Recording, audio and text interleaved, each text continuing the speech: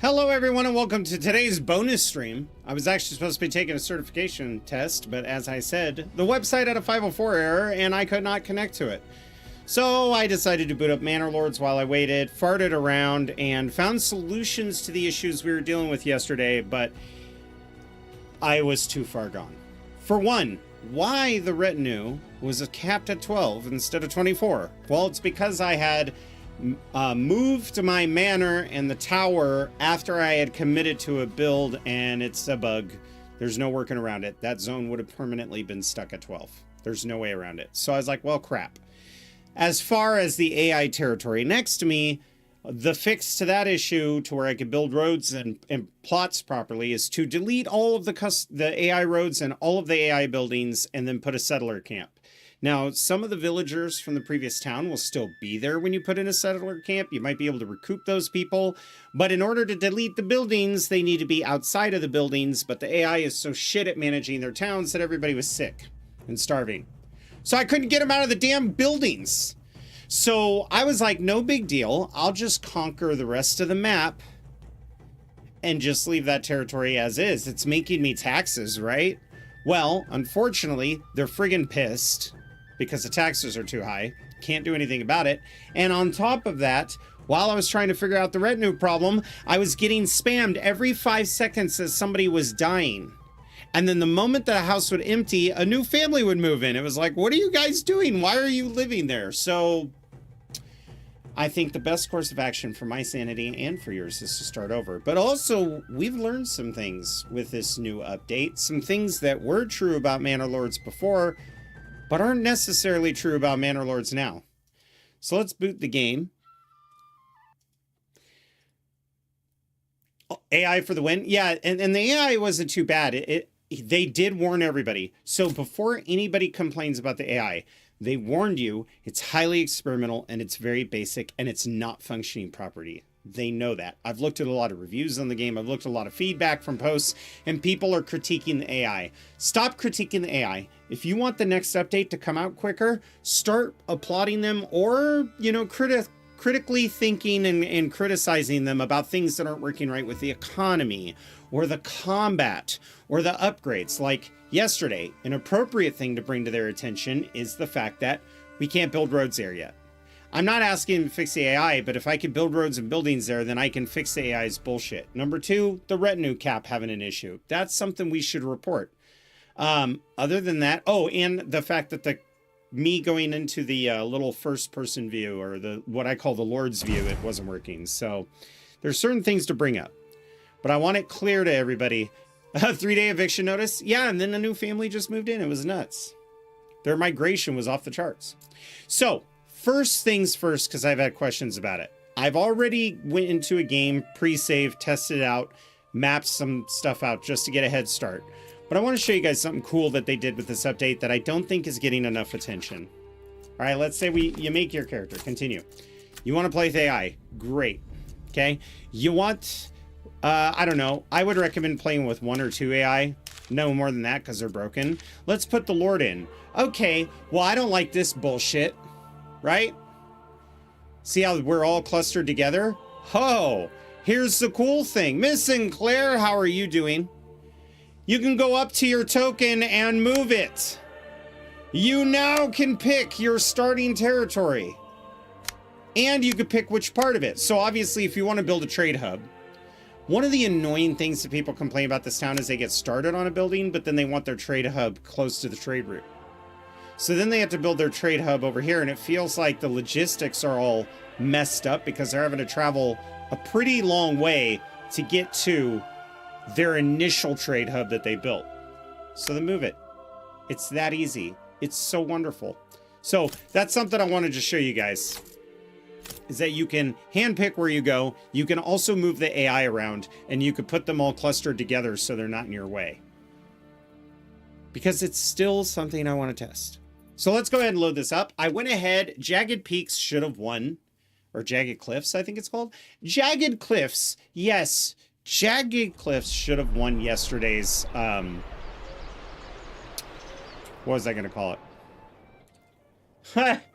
Yesterday's, the poll we took 2 days ago, right? So it's definitely something that I wanted to make sure that I took care of. Since some people were away and couldn't really do any of that. By the way, guys, let's welcome into the community Miss Sinclair. So, as you can see, I am going to show you one of the... I know a lot of times people talk about maximizing yields, and you guys will see that I'm building Tacticat's little hub of buildings and structures. And they're cool, but they're very odd shaped, like weird hourglasses and hexagons. Oh, these nuts!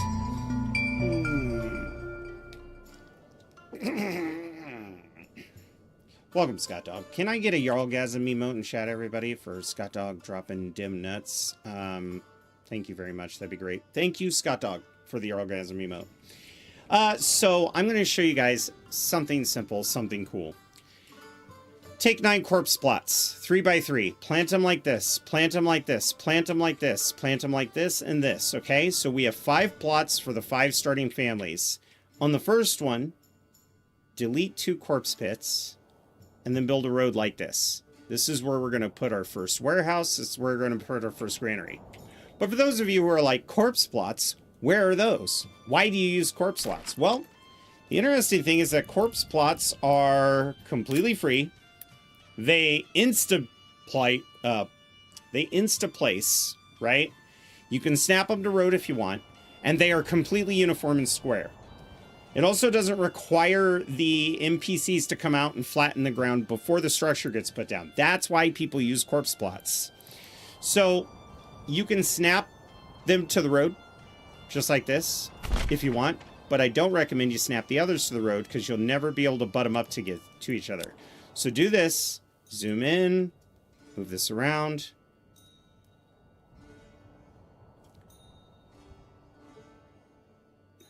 And then just kind of get it as close as you can. Like that. Like this. Like this. Like that. You want to get as close as you can. It's okay if there's a couple gaps, but if you're off, then something like this happens and you can't build, right? But that's a good general rough shape. You really only need a rough shape.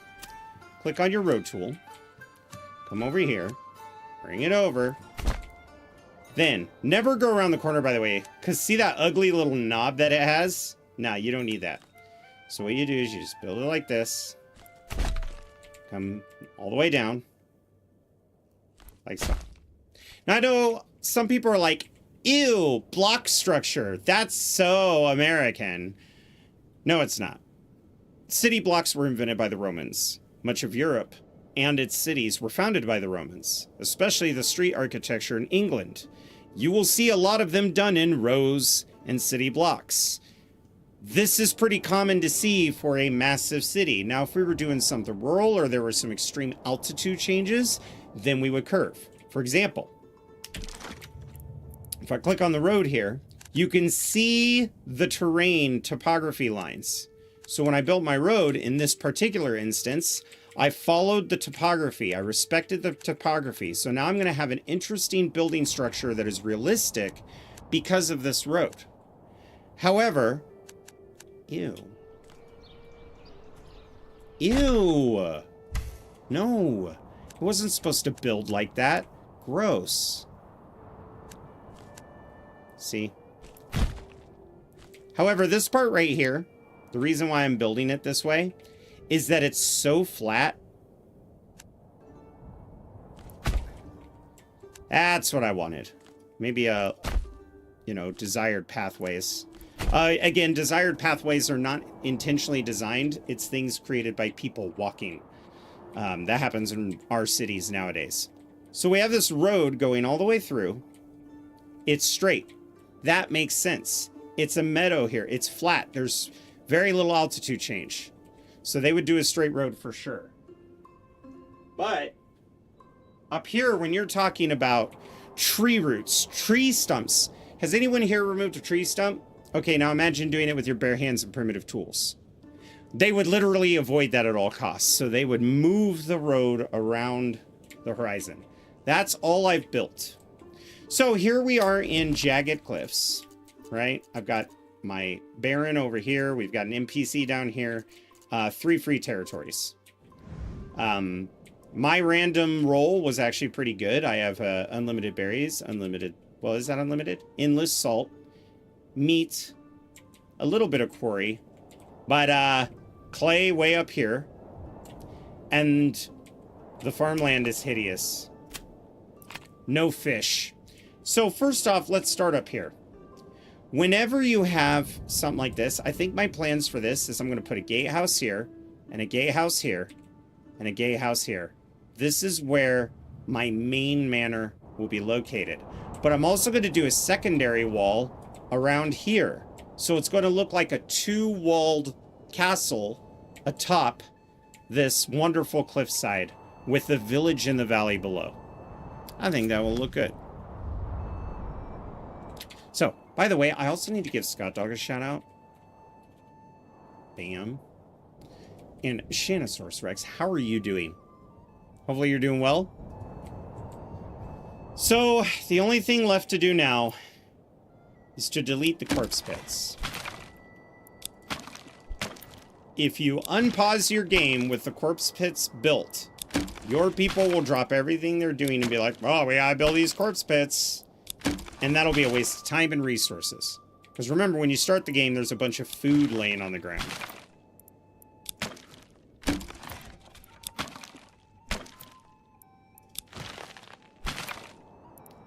I still want them to allow you to push delete.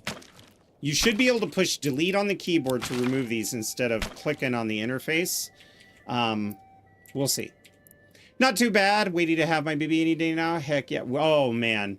My wife was the same. My son, when he was born during the swine flu. The hospital would not let us stay at the hospital unless she was in labor. They wouldn't even see us. They basically came out, checked her, and said, go walk around Walmart. And, like, the whole week before, she was just in extreme agony, ready for it to come out. And then the baby was coming, but the baby was taking its time. So we walked around Walmart for 2 hours, but then she got physically exhausted, still in pain, still crying, kind of embarrassed. And I said, you know what, let's just go home, and I will drive you there myself. And this is a true story. If you ever see my wife in chat, you can ask her. I woke up to 2 in the morning hearing her cry in a way that I've never heard her cry before. And I just instinctually knew it's time. So how was I going to get the hospital to let us in during the swine flu? I dressed in my World War II medic outfit and I drove her to the hospital. And when we got there, I ran up with the little wheelchair that they had for public access to the door, pounded on the door, and told them I got 1 for entry and I needed to be let in. They loved it so much they let me in. The doctor, not so much. But, yeah. It's going well. It's going well. I was able to get an old supervisor position I held back, and most of it's just training now. Like, I was supposed to take a certification test, and unfortunately, their website went down. Lovely. Okay, so here's the intention of design. Whenever you start, you have food here. Food usually in the form of bread. Which sucks. By the way, I love the fact that there's rye bread and it has better spoilage rates. Besides rye bread, which was oftentimes, anytime a brown grain bread was seen as like disgusting by the rich. So rye bread would almost certainly be a poor man's bread. But I love it anyway. So basically what we need to do is we need to get that bread into storage quick because of the fact that it's only March, it will rain. So we're going to start off with our granary first. That is the most important.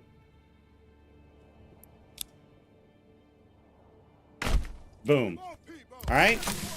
We are then going to ramp this up to the highest build priority. The other thing that we want to do is build Brahmin stalls. Brahmin. Not Brahmin. We want to build oxen stalls. One at the bottom here. And then one probably here. Okay. These right here We need oxen quick. I call them Brahmin stalls again. Rye bread is so much better, I agree. So we've got that going. We'll build the wells later because those take resources. Now we need to make sure that we have our general goods.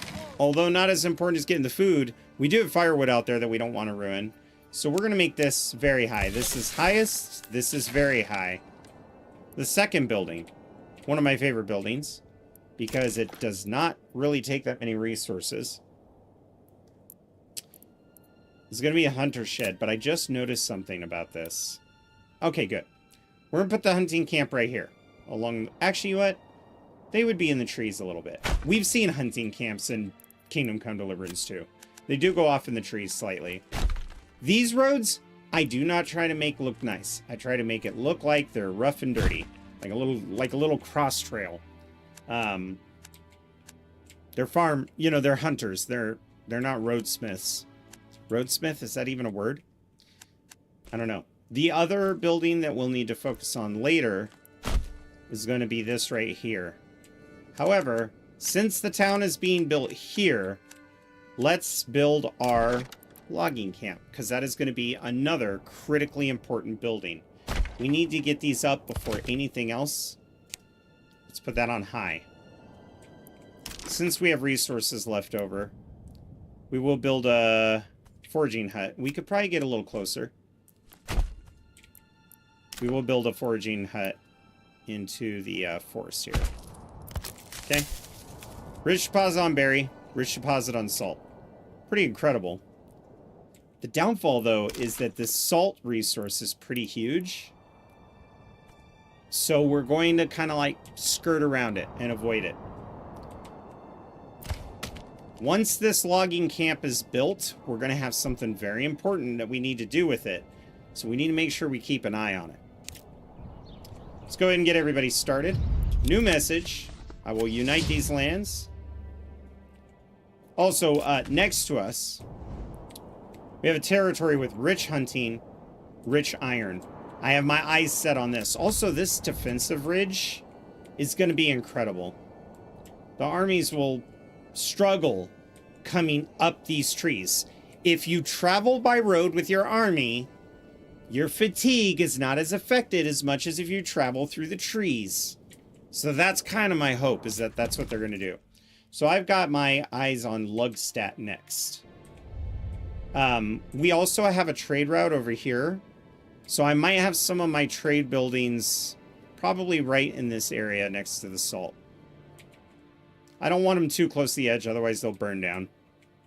Let's get these people working.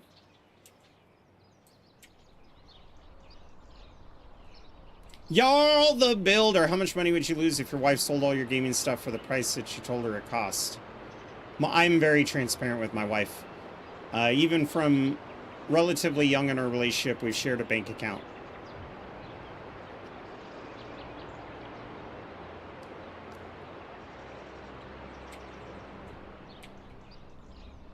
Well, and mixed nuts on that, even just from the perspective of whole grain wheat, like white bread, Italian bread, French bread, those were invented for the rich. They didn't eat dirty breads. Those have never been, never will be, and never are healthy. Period, period, period. There's no such thing as healthy white bread. I'll put it this way, sucking on chili dogs. It's more effort, more time, and more anxiety to lie to your wife than to say, hey, I'm buying it. And if your wife has a problem and puts her foot down, then you can always compare finances and see who spends more money on, like, luxury stuff. Fact of the matter is, if you don't go to the movies and stuff like that, and all you do is play games, whatever.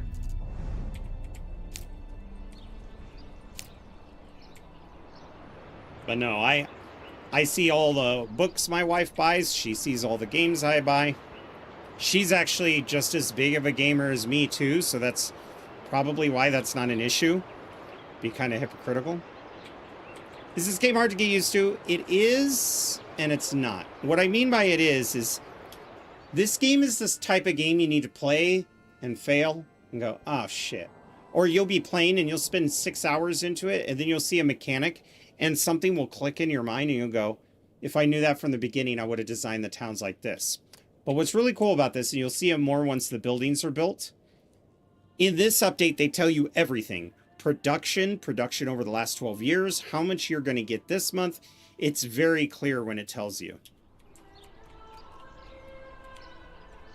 But if you've played Banished and other games like that, it's not too difficult. Yeah, there was a new big update. It's still in beta, and they were very transparent. They said the AI is not working right. It's just not. And so what's really cool is you get to choose origins. And then based on your origins, you get different development points presented to you. The origins are done in the form of like guilds, like they had in the late medieval era, especially in Eastern Germany. So one thing they announced is that they have like over 60 development trees made, but they were causing conflicts and bugs with one another and needed severe balancing. So for now, all we have is the origins. But the origins are the most powerful part. You know, it's how you choose. Are you a mining town? Are you a fishing town? Are you a farming town? What obligations do you have to the guild masters that live in your town? Some of them hate tithes because they're anti-religious. They don't like monastery life. Some of them hate taxes because they're already developing a bunch of other money. So it's interesting take. There's talk about it. I'm completely fine with this game not being multiplayer, honestly. I wouldn't want to play this game multiplayer. For one, I fast forward a lot. My friends probably won't. And in every RTS where there is a live action, like really long campaign like this, and you've got somebody who's used to operating on 3 speed, somebody who's used to operating on 1, doesn't really mesh with that. Are there any games like this that are multiplayer? There are. But a lot of times they have features like pausing and stuff like that. Another thing that annoys me is I'll get somebody goes, hold on, I have an event that just popped up. I need to pause. So they pause the game and everybody else who's playing is just sitting there waiting for them to come back.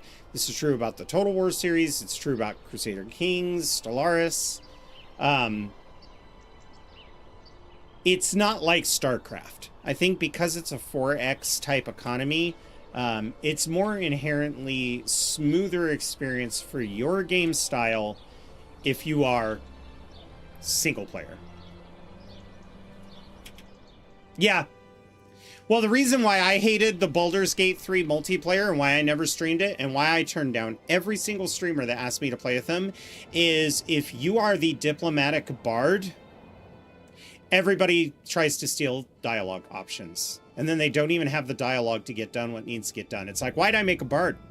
I'm certainly not the best combatant. In fact, bards, arguably, bards and rangers are the worst classes in D&D when it comes to combat. Their strength is out of combat. So if you have somebody who's a bard and you're a fucking barbarian, how about you keep your mouth shut and you let them do the talking? If you wanted to talk to NPCs, go make a bard or a paladin or a cleric or a wizard. Somebody smart, somebody charismatic. Not me dumb, me big smash.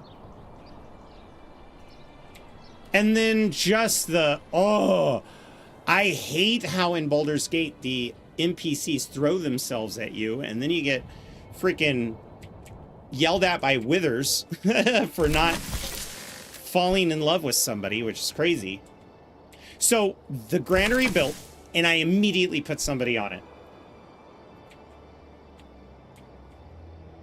Stairs and halfling warlock makes sense, right? You're a halfling, but at the same time, even though you're charismatic, there are going to be dialogue options in the game where people will know you're a warlock and they won't want to fucking deal with you. If I was a paladin, I wouldn't go in there and try to diplomatize with... Diplomatize? I wouldn't try to talk with a bunch of necromancers. I'd probably send someone else like the warlock, the sorcerer, or the wizard. I would not have sent like a cleric or a paladin to do so. I'd be like one of the archbishops for the Catholic Church going and talking to the leader of Satanist Church. You're not going to get very far.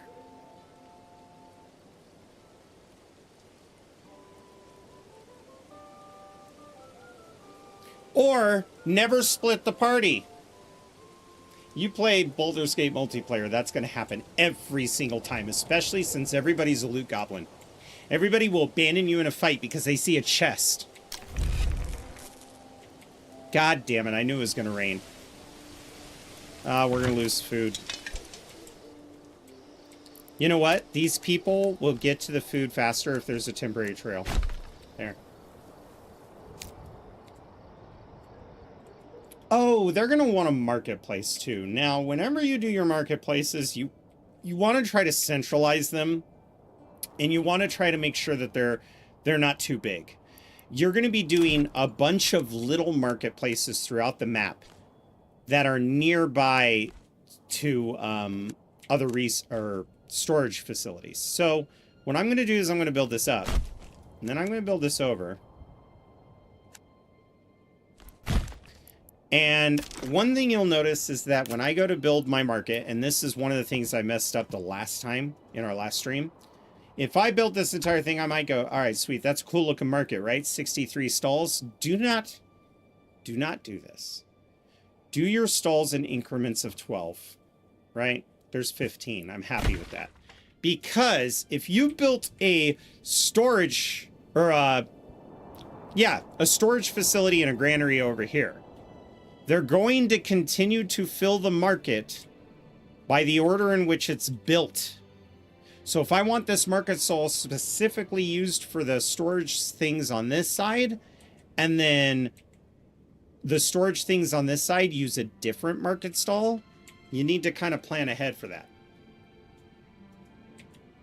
Well, a lot of times I used to do it. I used to build a huge market stall because it didn't matter in the old game. As long as you had a market, the whole town would have access. But now, with how important the logistics are, I don't want this guy going, all right, babe, I've got all the goods going to the market to sell. And then he walks his happy ass down this road, up this way, over here, gets to his stall. And then he's like, oh, time for me to go home because I need a rest. And then walks all the way back to his house.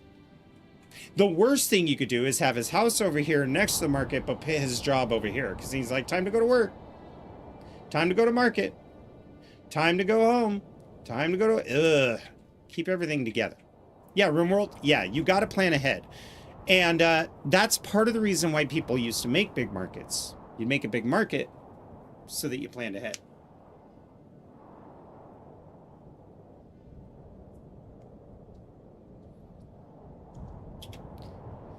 Okay, now remember, my people will not start burning firewood until I build them a home. Which is why the homes are going to be the last friggin' things that I build them. So I've ordered an oxen. That one's going to get built soon.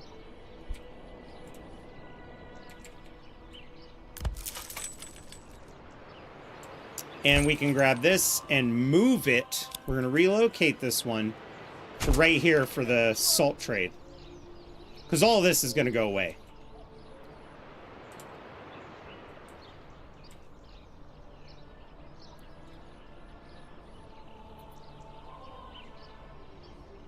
Now, I've had some people say, don't put somebody in the granary or the storage at first. Get them to building the houses really quick. Except that your people's happiness so much relies on market availability. I'm going to need this. Sounds good, Mixed Nuts. If you'd like to catch VOD later, you could always watch it here or on Twitch, or YouTube, since this is a fresh start. I know my words. Okay, so the storehouse is finished. We're going to put one family on it. Now they're going to go, they're going to get the firewood. Now my people will have access to firewood because there's a market. Oh my god! What kind of freaking storm is this? Usually Washington doesn't see winds like this until November and March. Oh, well, it is April. Still. This is what it's like in the mountains for me when it storms. Everybody's like, well, on the East Coast, our thunderstorms are worse. Yeah, true, but you don't have 200-foot trees everywhere you look.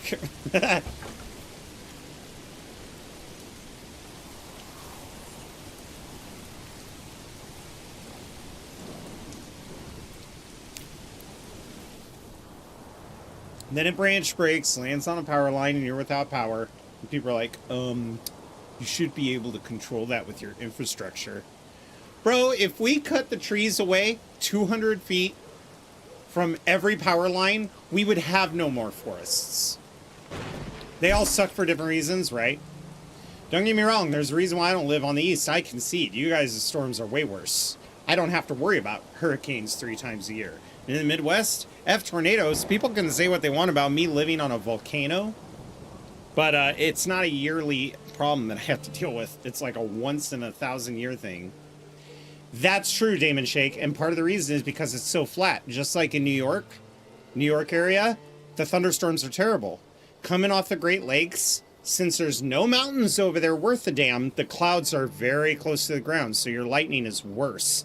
Up here where I live, I'm at the base of a giant mountain, so the lightning is naturally attracted to the mountaintop, and the clouds are at least somewhat away. It's angry lightning, but it's not right above our head turning on car alarms. No, I'm not. Scott Dog. My wife and I have a rule. You are not allowed at my house. I don't care what kind of a friend you are. Friend or family. You are not allowed at our house unless you call us and let us know ahead of time that you're coming over. I do not want to hear any of my friends knock on my door to see if I want to hang out. I will not let you in. I had a friend who broke up with his wife, or girlfriend, sorry, broke up with his girlfriend and showed up at my house with a pack of beers. And I'm like, why did you not call me first? I am not in the mindset for guests.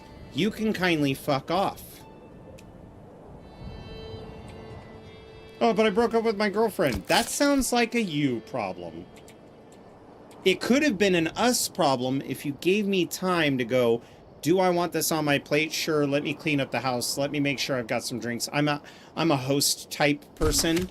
If you want to come over and you call me ahead of time and we make plans for it, I'm going to have dinner for you. I'm going to have snacks for you. I'm going to have drinks for you. Bring whatever you want, but I'm going to take care of your ass when you're at my house. But you just show up and knock on the door? No.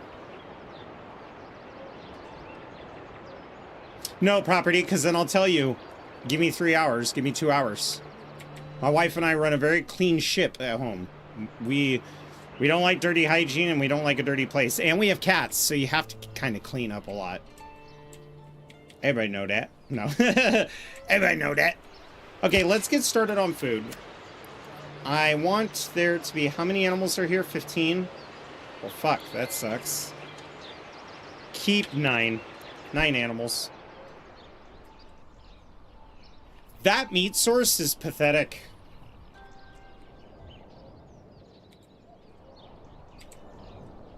Have you guys built this yet? Yeah, let's get somebody on lumber. Okay, so this is the magic thing. You get somebody on food. You get somebody on lumber. Somebody on the merchant stalls. And your last family is your builder. So now we're going to be gathering lumber at an accelerated rate. Because the trees are right there. They're still getting the supplies. I wish they'd hurry, but whatever. They do have a far way to walk. In the meantime, there are a couple things infrastructure-wise that we're going to want. For example, wells. We saw what happened yesterday when I was not prepared with enough wells. So we are going to prevent the whole hullabaloo of forest fires, or village fires, and we're going to put some wells throughout the town in key specific areas so that they can go get some water.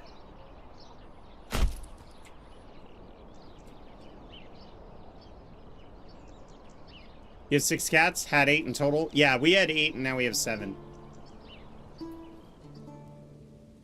Shut up, Laird. You stay out of this.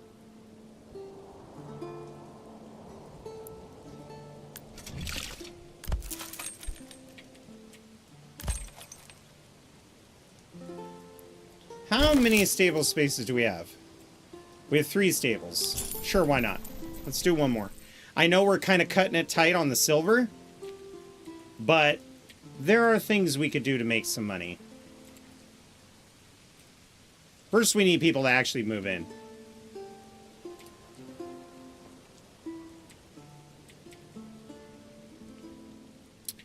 speaking of which, does this have any upgrades? Did they change anything?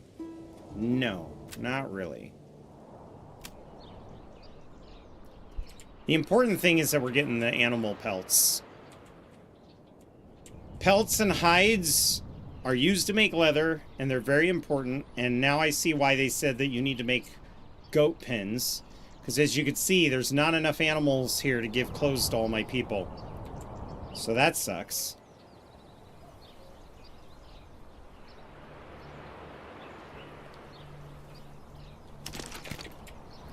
With 5 log... Oh, you know what? There is something we need to build. We need to also build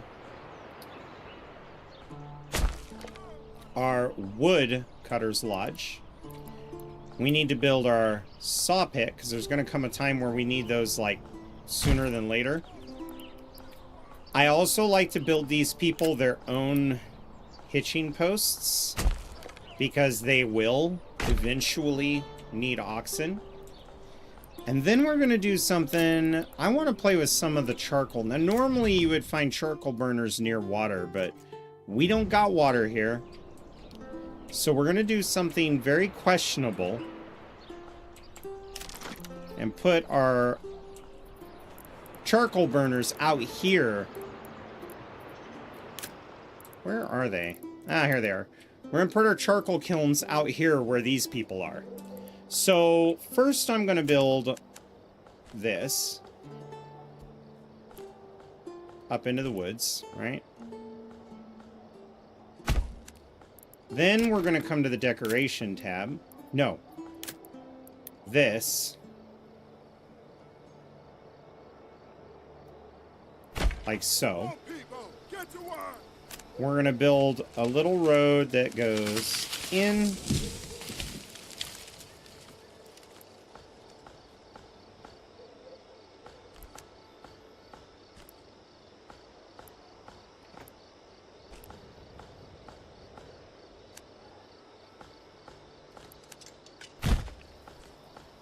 Now, I know one of the things that they talked about is there's going to be fire risks added to the game, and I'm pretty sure they may have already added them in. And I'm not saying that because my house blew up. That's pretty common. But I know for a fact that the charcoal burners are a fire risk. I don't know if the game counts them as a fire risk. So we're going to put a well right here, just in case, right?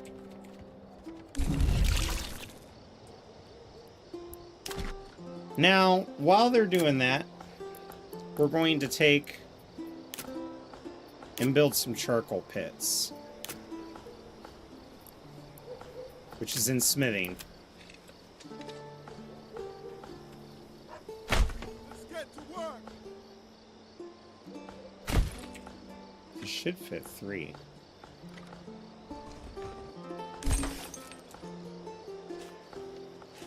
Oh, not enough goods. Understood. Again, we're doing this before we get homes, because we'll need firewood. Now, we want the homes built, obviously, before the winter freeze, but if I can get these buildings built, then we can have this guy gather 10 logs and then move over to the firewood and start gathering firewood. How are you doing? Okay, animals have rebred. That's good.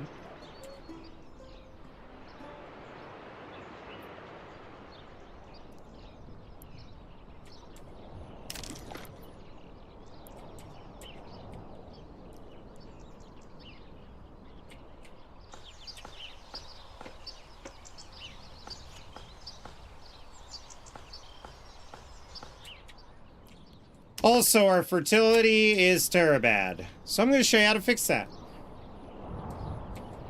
It's actually probably one of the easiest things you can do, and it helps in a long run, especially since we need wool. So we're going to be focusing on sheep. Let's actually build a crossroad for our farm now. We do want a straight line. This is sloping up a little bit. If you looked at the topographical lines for altitude, they're pretty far spaced apart. I would feel comfortable building a farm on this hill. it's not too bad. If it were this, that's a little too extreme. So if you look at how close those lines are when you zoom in, that is actually a pretty steep hill, and the water runoff would be fairly bad if you were actually farming. Now that we built this here, I want to build a road going down like so. Then we want a road connecting this road to the King's Road.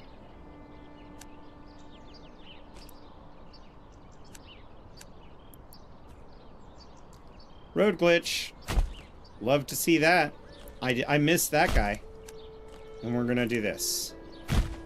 Now the reason why I'm putting a trail here is just in case we have traveling merchants come through, because I might have like a little farmer's market here.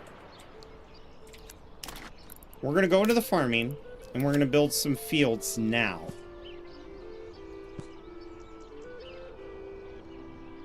I'm gonna try to make these as uniform as possible.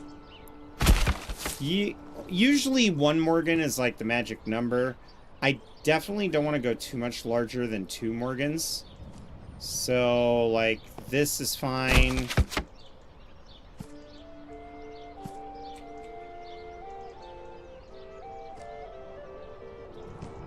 .2 is fine, but now that I know that's 2.2, we're going to want to keep a straighter edge on that. So let's do this. So the trick is, once you see it says 1 Morgan, once you come up here, 2 Morgans, right? Come down this way. Now, this one's going to be a little more interesting. Let's go to 0.8. And as you can see, it's just about 2 Morgan. Let's go a little further. How about 0.9 Morgan? 2 Morgan. And now we have this odd-shaped crop here. But if it fills this entire area, that's another 2 Morgan, right? So we've got 1, 2, 3, 4, 5, 6. 6 fields to start us off. We are going to want another 6 fields in the future. So let's just do that now. You know, planting right next to salt mine, very smart. There's 2 Morgans perfectly, which means that this will be a little bigger than 2 Morgans. So let's go like...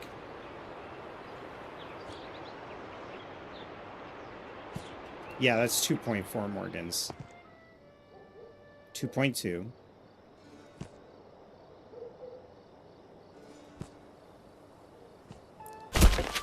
I'm doing this not only for realism, but also it's... if you have anything super large, your people aren't going to fertilize it in time, and it's going to be a big struggle bus. See, 2.4? Nah. 2.1. I think we can get it closer to 2. 2 Morgans. There we go. And the other reason why we want to keep our plots a specific size... this one, let's go out further. Is because it'll require more sheep if you try to make them too big. And we don't want that. I mean, we want lots of sheep, don't get me wrong, but within reason. You know what? How about this? There we go, 2 Morgan even. So what the heck are we going to put here? This is where all of our farming houses are going to go.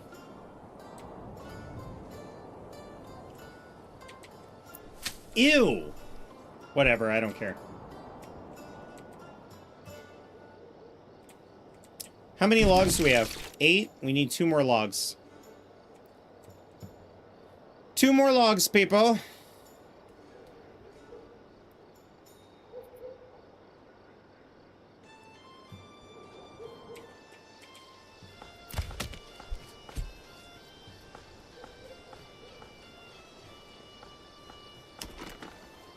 Still only 8 logs.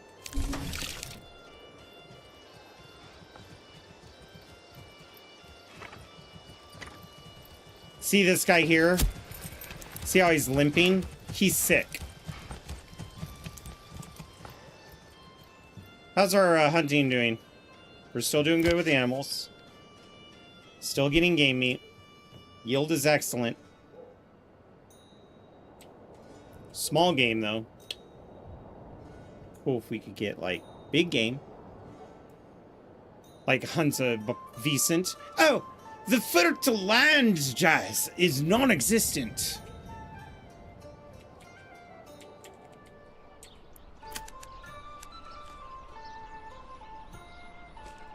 I do hate to disappoint, but you should be used to that by now. I'm so pleased with myself.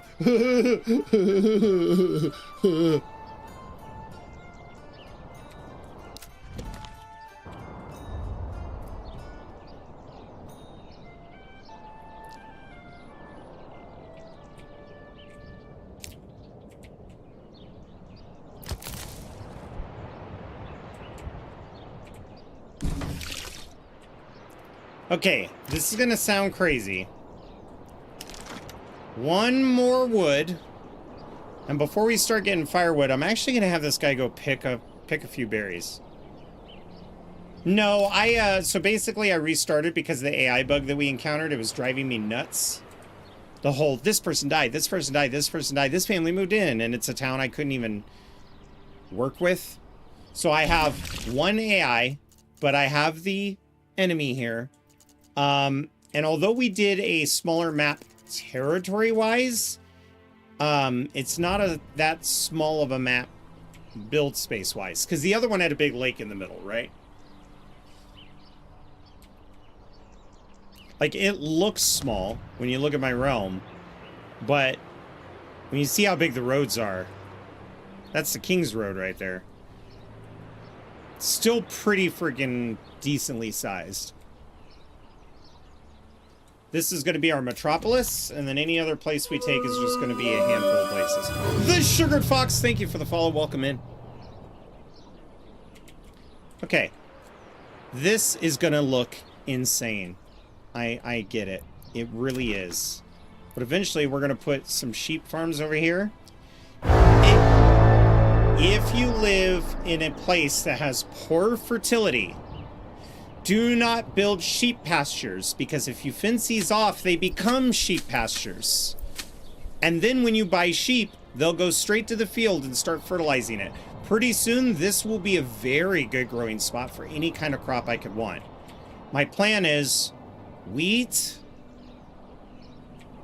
and then over here, flax. Later on, barley and wheat, maybe flax and barley. We'll figure it out from there. What I'd like to do is I'd like to do wheat, rye, flax, barley. But I'm going to need a lot of sheep because I need the wool anyway. And the wool is one of the biggest cheats you can do with this new update. Get the wool, turn it into as much yarn as possible. And even if you can't, I know you are upset. Oh, they're very upset. Well, how many? Okay, I understand now. I lied. We're going to have 2 building families because they're getting cranky.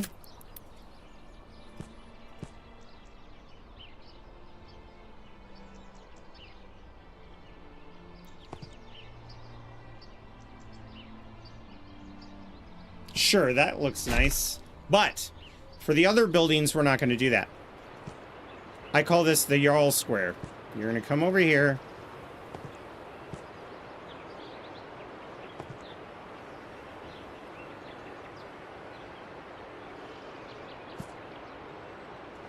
And see that? Look how much land I got out of that. So we're going to come over here, build a little corner. That might be too small of a corner. Let's do this. And then come up as far as it'll let you. Which this time it did not give me the right.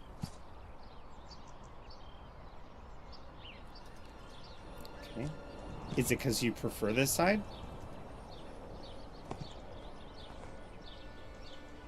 Interesting. I don't know why all of a sudden it's not snapping. Let's try a different property. That one could be too big.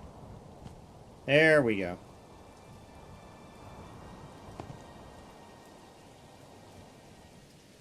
Interesting.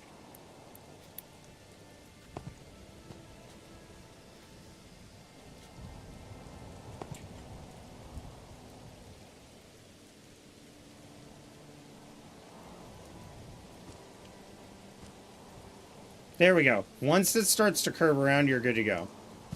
So I just had to put a bigger angle on that.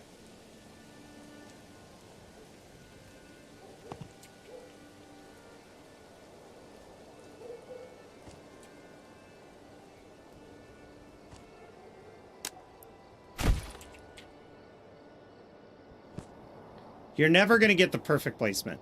That's the other thing to remember.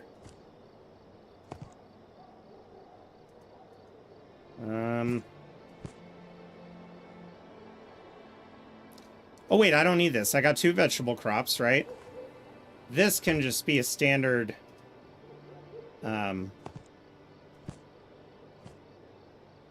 plot like this, because it's going to be an orchard.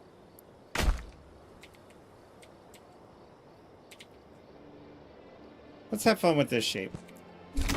See, this one was behaving. You see how it snapped in the corner like that? And now I should be able to... Interesting.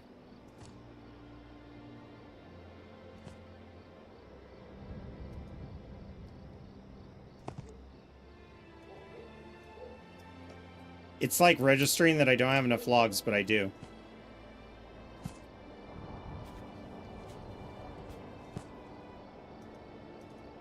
It seems that this bottom corner, it detests.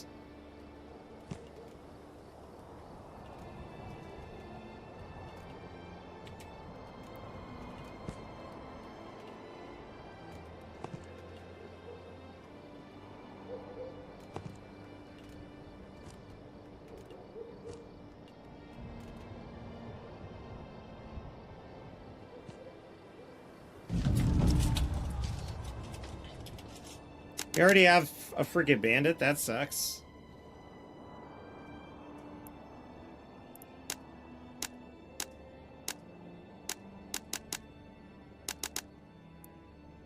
That's a hideous plot.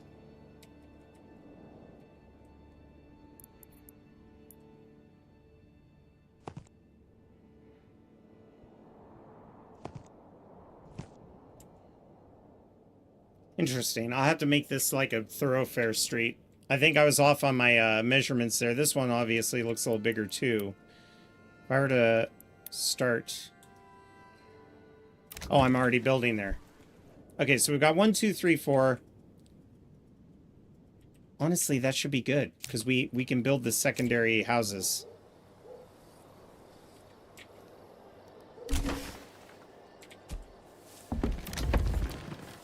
Let's get a secondary home there. We'll make this the highest. We'll make this the highest. We'll make this the highest. This is already built.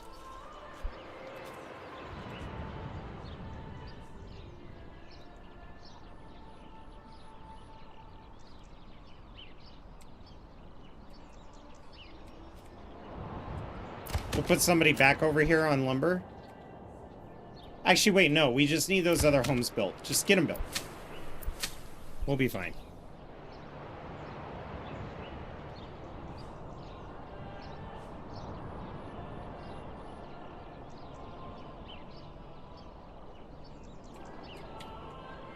Okay, we've hit the 9 limit. Let's take this guy off and move him over to the berries.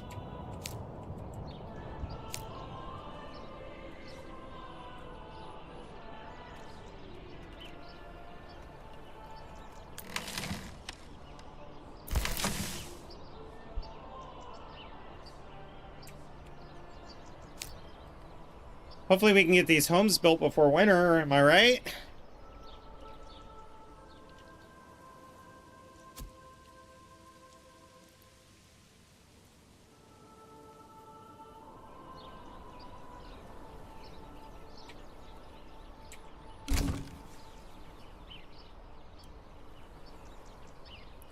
And now that they're moving into their homes, you're going to start seeing more people move in.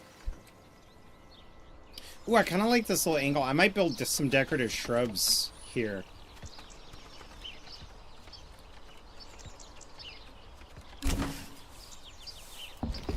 There we go. Now everybody's got a home. We now need our lumberjack to return to here. Come on, get as many berries as you can. Okay, you did good. That's good enough. That'll last this small group. I need you to move over here to the woodcutter's lodge. Go.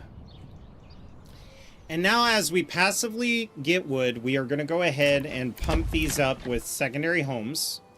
If your happiness is 50% or higher, then you will, of course, get people to move in. I was just robbed of my fuel, which is why I am running low. But we got somebody going over there now. And then we also have our charcoal pits that we're going to start using. No wood for me, Sugar Fox. That's absolutely right. Did somebody say wood?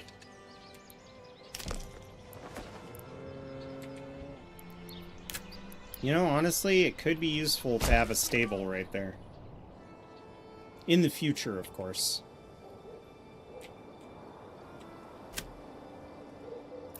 I have 2 more logs, so I might as well build another plot.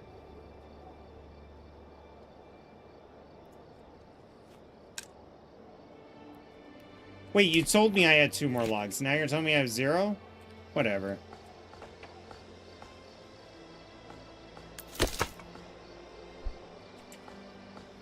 I also need to figure out my tools situation before long.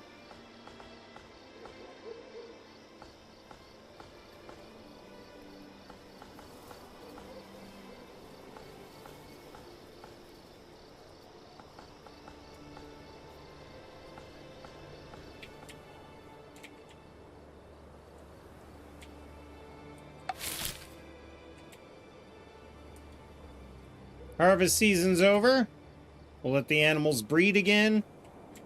If we need food, we can always have somebody go up there and do some winter hunting.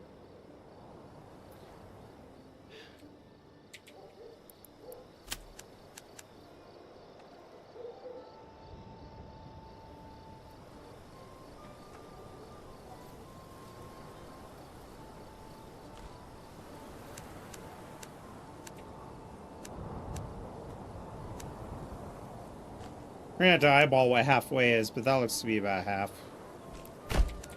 Same with this.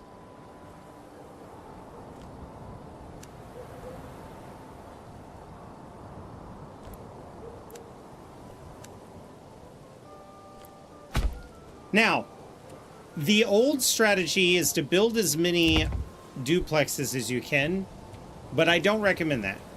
I recommend you start building as many burgage plots as you can, because that's how you get up in development. The duplexes don't count anymore. So, we're going to come over here and pop a little angle. See, it seems just to be that angle it doesn't like, but if I do that same technique over here, it snaps better. I don't understand it. Luckily, we're not too worried about that. These burgage plots are going to be farming burgage plots. And we will do this. Remember, perfect is the enemy of good. So you don't have to really worry about the most optimal spaces.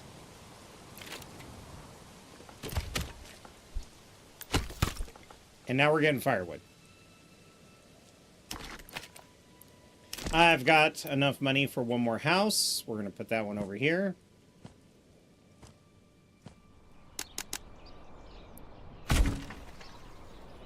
And then we're going to put this one over here.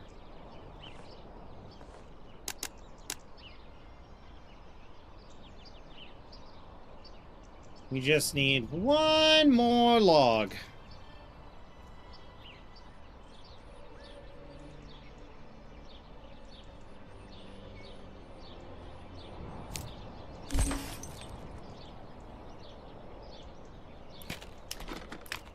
There we go.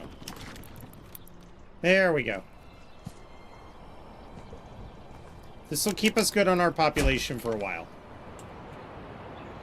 Okay, we just got a new person. We could move them up here and continue harvesting animals. We're going to need to. Sorry if you guys see me looking down a lot. I'm actually monitoring my job. There's an app we use. I will say I like the civilian pathing, but there's some problems with it. I like what angle they were going for.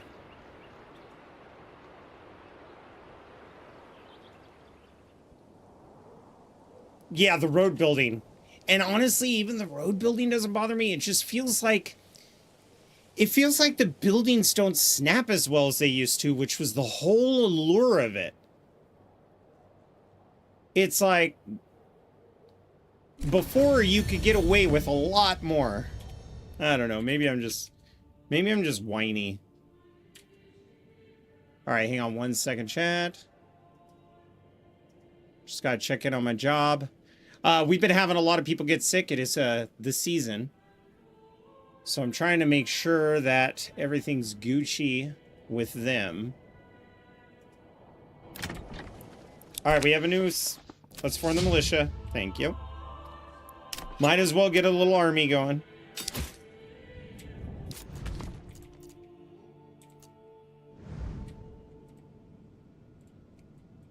Where are those friggin' bandits?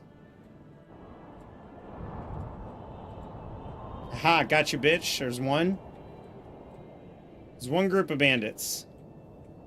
Unfortunately, my current army would not be able to take them out very easily. Now we can choose an origin.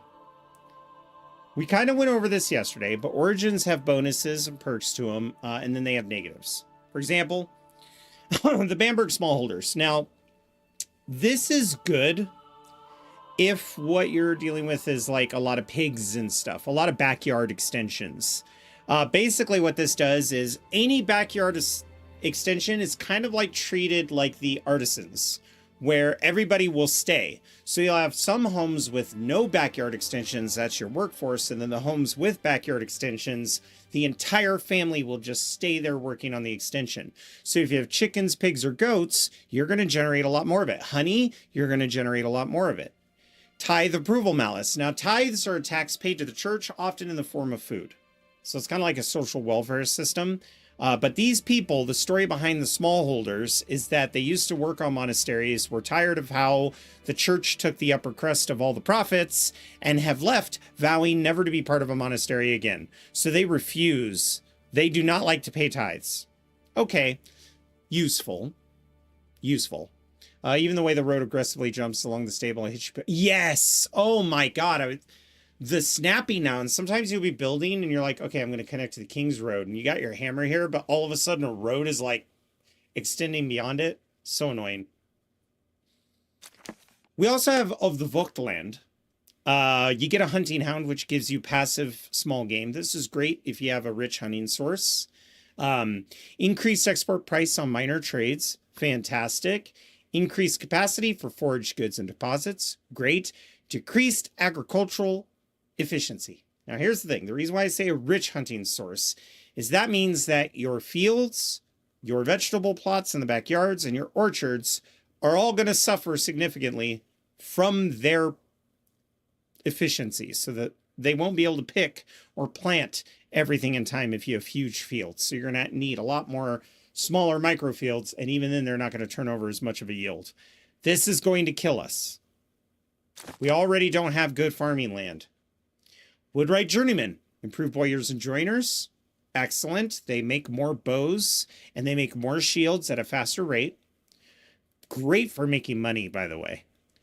Reduced fuel consumption. Fantastic. If you've got some charcoal burners, charcoal's kind of like the meta on selling right now, because you take one firewood that sells for 1 coin, turn it into 2 charcoal that sells for 5 coins each, and export them. Big money maker. Increase militia combat effectiveness. Fantastic. So that means everything that's not a retinue, better in combat, but decrease mining gathering speed. Well, that sucks for me because one of the perks that my territory has is a rich salt mine. Probably not going to go this route. Oh, 3 coins each. Okay, I thought it was 5. Regensburg Guildsman. It was 5. Wait a minute. It was 5 for me yesterday. It must be regional or demand based, because it was 5 for me yesterday. Anyway, We settled here as we have always traded. Well, regardless, it means that it could fluctuate. It could also have been the origin perks. Yeah, it could have been an origin thing. This is my favorite because you get increased regional wealth from burgage plots, reduced burgage plot upgrade costs, you get the salt and the iron ore input value reduction. However, they don't like to pay the taxes to you. Again, that's kind of okay. You can charge taxes, but what this means is approval severity plus 20%. So if you see that raising taxes will lower their happiness by 5, then you could expect it to lower it a little more aggressively than that. Not the worst thing.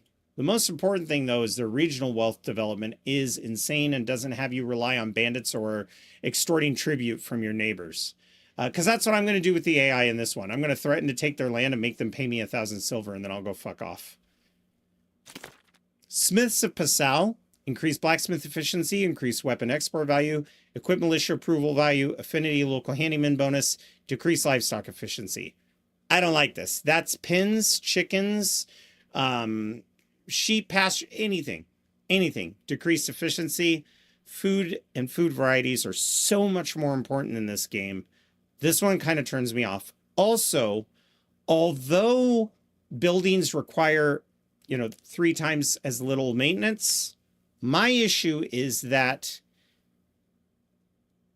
you can sell a bunch of weapons, but they are also affected by overflooding the market.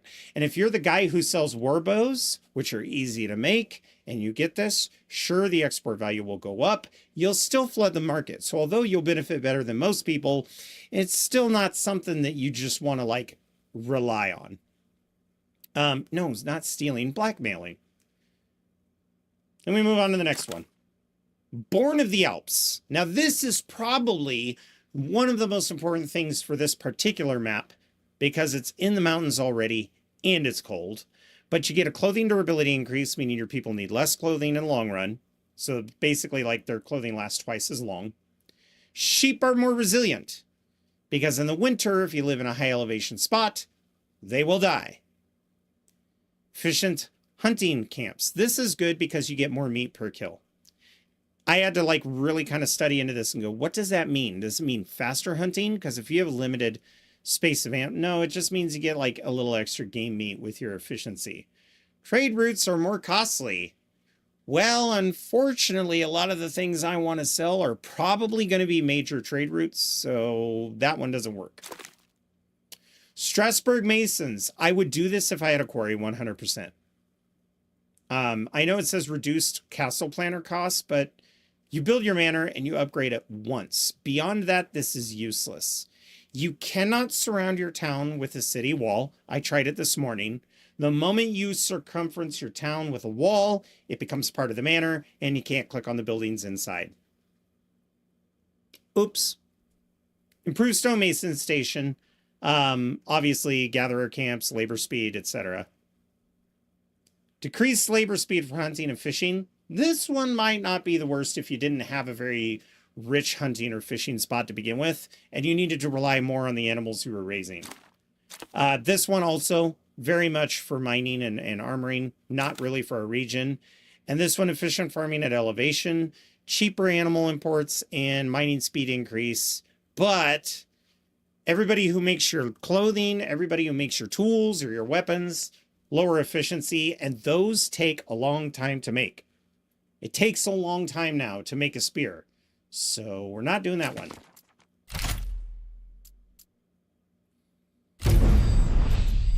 Now, you can see in the environment, 5% of it's rural, 9% of it's farmland. I don't get any affinities because I haven't bumped these numbers up.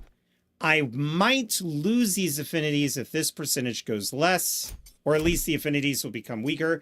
And it is possible, by the way, that these affinities haven't been added to the game yet.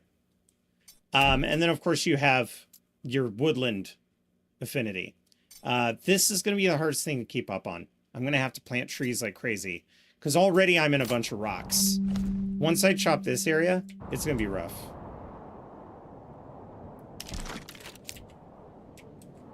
So we're entering winter. I dropped a master price sheet in your Discord if you want to peek without buying a trade route first to prioritize settling things based on the profit. Nice.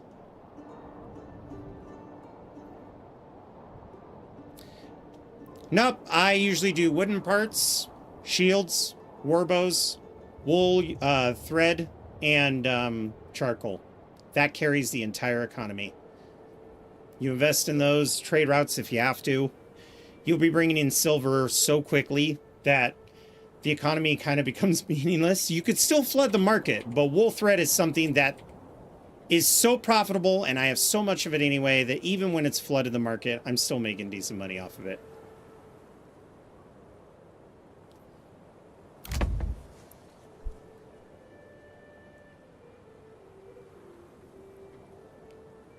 But for anybody who wants to check that out, who are curious about the game and want to like micro their economy, I highly recommend you look up price sheets like that. They're very helpful.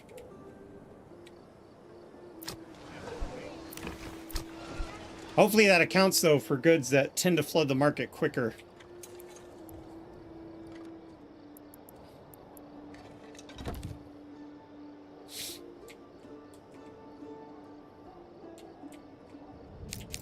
All right, it's winter. We're just going to fast forward. I know a lot of people are like, don't fast forward. You break the walking speed. Dude, fast forward. And if you notice the walking speed's broken or they're getting stuck, just save your game, exit, reload. Everything's fixed. Oh, yeah, extra thread. Yeah, no. Okay, so here's the thing. As I've said, people tend to abandon farming because they look and they're like, ew, there's nowhere to farm and all the soil is bad. I'm going to make these pastures, okay? Now, the way that I do it, one out of three of these fields will be fallow. That's where they go. And everybody complains that the sheep fertilizing the field doesn't work right. They're wrong. They always make the mistake of building a pasture first. The way this game works is you fill your very first pasture before they get put in the fields. The moment you build a fence around this, it turns it into a pasture. So that when it is fallow, it is considered a pasture. Then all of your sheep will go here. So do not build pastures. Build your sheep pens. All your sheep will be stored here. But at two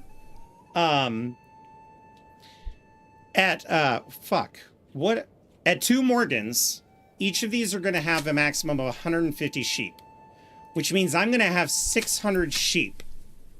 I can use those in emergencies. I can have a sheep overflow for selling baby sheep or the adult sheep on the market. But I'm going to have about 600 sheep in this pen, and I'm going to be making wool like fucking crazy.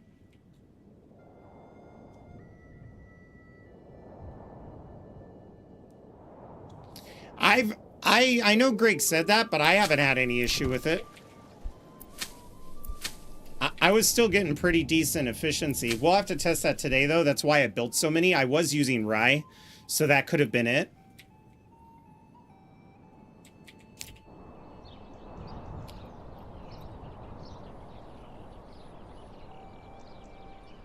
But with 600 sheep and salt, bro, if my people get hungry, I'll just get a butcher and start butchering the sheep. You know what I mean? Like, and I'm also going to need 600 sheep because I am in a high altitude area. The winters are going to be brutal here. I don't have fish, so I need an emergency food supply.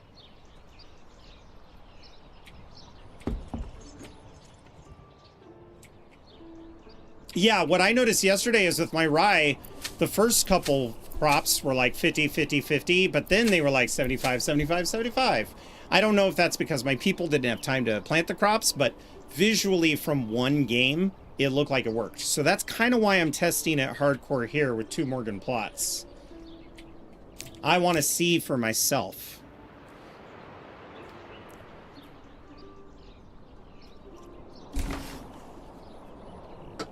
Yeah, a lot of, yesterday too, people were like, make archers. I'm like, no, I want to test the strength of the shield wall.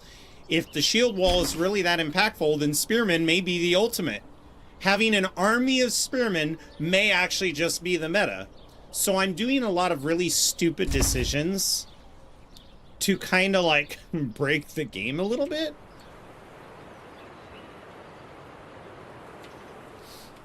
We need 3 more families to move in. What we could do, because these crops are so large, your vegetables will not all be gathered, and they have to plow the vegetables lands now. So since they have to plow it, if you're going to have a pretty big vegetable plot, especially like this one right here, you're going to want 2 families operating on it. Really?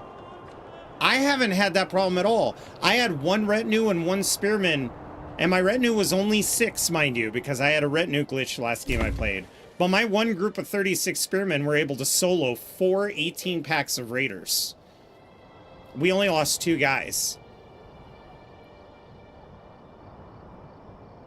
I did notice there is a change to the cohesion bonus, so I don't know if you know this, but before you used to get away with doing 2 rows of troops. Yeah, the shield wall.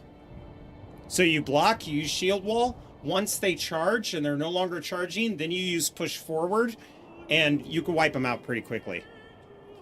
So the thing that I've noticed too, when it comes to the troops and fighting, is before you used to take your troops and do 2 lines of troops. But as I was messing with this game in the off hours, I noticed you get a stronger cohesion bonus if your guys are 3 deep. So if you make smaller blocks of 3 deep units. Yeah, so here's the trick. Also, this is the problem too. I think it's a bug. So when you go into defensive position shield wall, right? You take that initial crush. If you click attack mode, they'll still be in shield wall mode, which halves their speed. Right? You first need to tell the groups to remove their shield wall and then put them in attack mode, and then you get the bonuses. Otherwise, if you go into defensive mode and then do shield wall and then go into attack mode, it's just attack mode with shield wall, which negates all the bonuses of attack mode. It's like...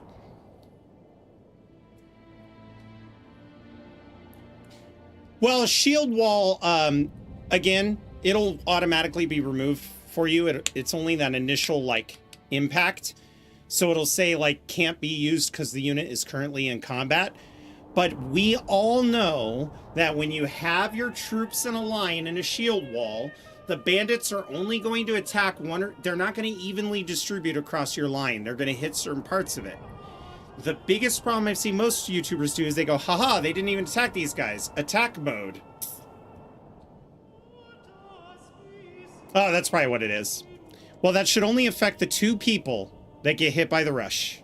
If you're like the other YouTubers I've been watching, where they just turn their guys on attack mode that didn't get hit by them and then try to flank, you're going to encounter major problems. I always have a group of 3 in the front. They're my shield wall. A group of everybody in the back defensive. The moment that one group in the front gets hit by all 4 groups of bandits, then you swing the others out in attack mode. And you just leave that one group defensive and shield wall the entire time.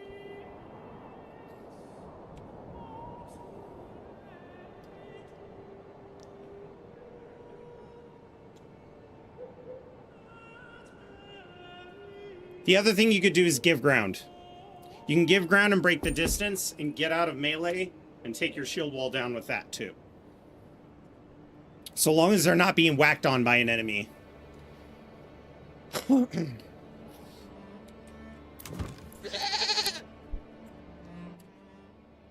We got a raid from Tigress. Let's give a shout out, everybody. It's a raid. All right, Marauders, you know what that means. Grab your swords, grab your shields, and man the wall, for our village is being raided. Listen, if you'd rather sit down and have a meal and let's talk about the joyous things in life, well then skull to you and welcome in. You are last playing Roadside Research. How is the game going? Hi, welcome in.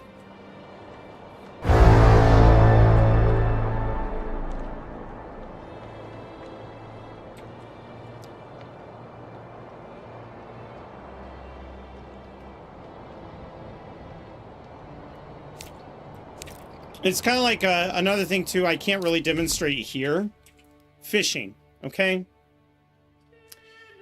When you start a game, look at your fishing resource. It will tell you 120 out of 180, something like that. Make your fishing limit the initial number that you see. So that first number that pops up, 120 by 180. That's because in every breeding season, it will only breed 33% of your, well, actually it's not 33%. It's half of your remaining fish. So if it's 120, then 60 will breed. So if you have a max pool of 180 and you have your cap at 120, the next breeding cycle means that it will get 60 more fish, bringing you back to 180. If you dip below that 120, you're not going to hit that 180 in the next breeding cycle. Second tip with fishing. There are 3 breeding cycles. In March, it pops up to full population. If you fill out your fishing huts and harvest them down to the limit, then in April, it goes back up to maximum. Then they continue for fishing until it hits that limit. And then in May, it goes back up to the maximum. After May, however, once it's fished to its limit, send everybody home. Go send them to new jobs. What I usually do is if I have berries in the area, I just have the families mass fish and then go mass berry pick. Because berries in the spring have a growing attribute. So even if I have 141 berries here, if I have a whole fucking mob of people harvesting them in early summer, because they already did all the fishing, then you'll start to see the numbers go down and then up and then down and then up until about July. Once July hits, that's when you start to drain your population. It is 2/3 of the cap, but that's the point, property alcoholic. What's half of 120? So half of 120 is 60. So 120 plus 60 is 180. If you had 97 out of 180, you wouldn't just get 60. You would get half of the 97, and you will never hit that. That's how it works.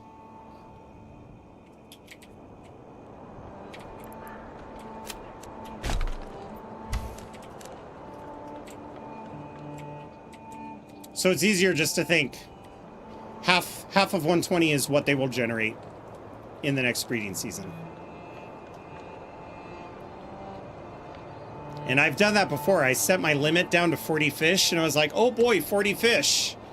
Got it down to 40 fish. The next breeding season, I had 60 fish.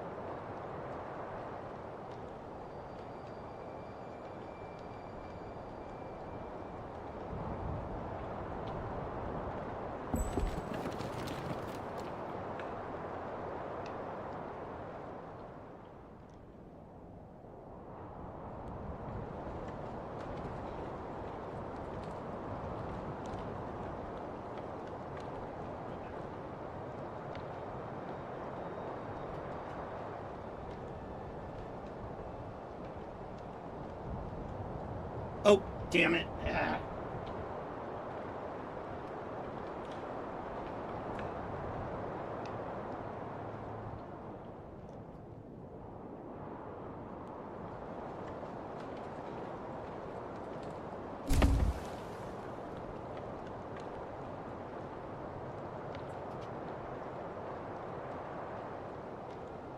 Oh, sorry about that, guys. Had to take care of something. I'm back. Yeah, and also worry about the drought. Oh, the droughts are so bad in this game. That'll dry up your fish like crazy. Another reason why you don't really want to fish too many of them, but I've seen my entire, like, spare fishing pool just vanish.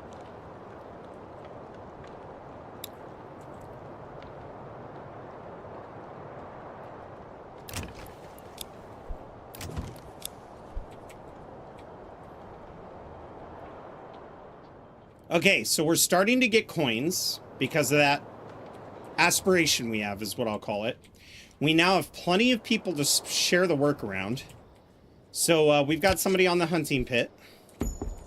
This says 11, good. We could put somebody on the berries, but we don't really need that right now.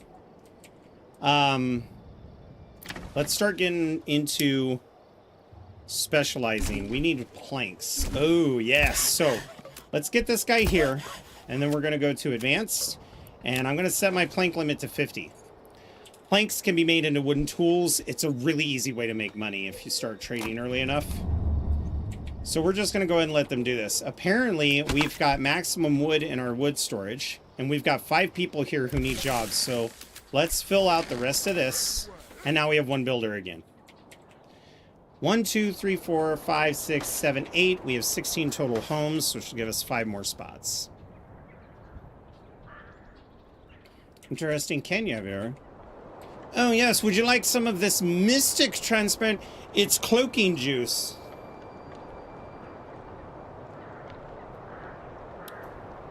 While my friends are drinking tall boys, I'm drinking stealth boys. Yeah. Especially if fish is the only meat that you have and you're like, oh man, look, a rich fish source? I'm fine. I'm gonna have so much fish, no one in my county will have gout. And then it's like, oh, drought. Super.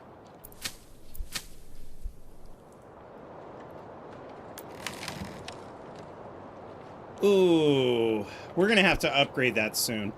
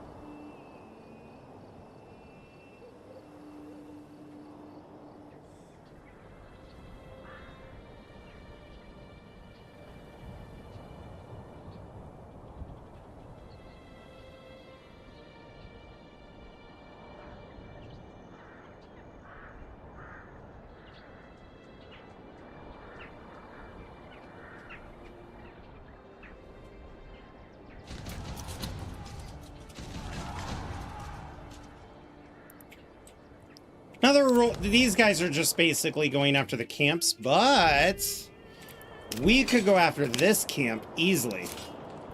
So let's put these guys here.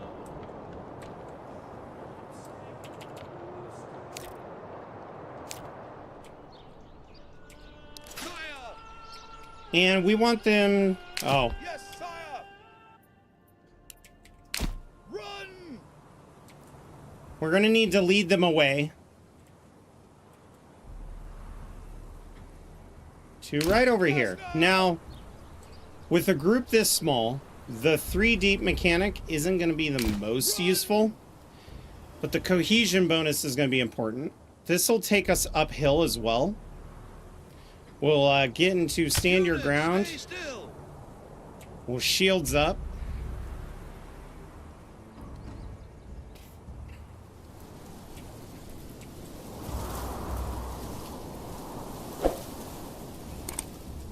Hey! Obelis Mendez, thank you for the subscription on YouTube. Appreciate it. Now, with a group this small, it's going to be really hard to juggle the 18. What are you guys doing?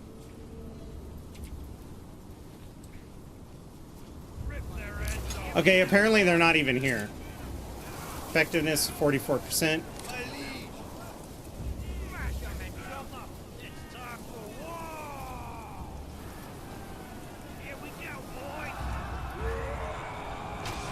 Stay together! Rip their heads off! Push forward! Charge!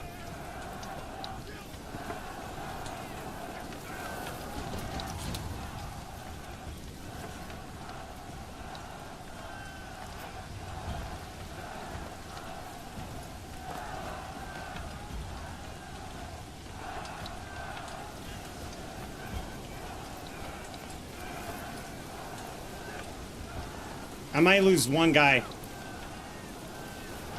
One or two. Yep, there's one. We're going to lose 18 here in a second. If we can kill 2 more guys, we'll be in business. There we go. Now they're going to have a morale crush.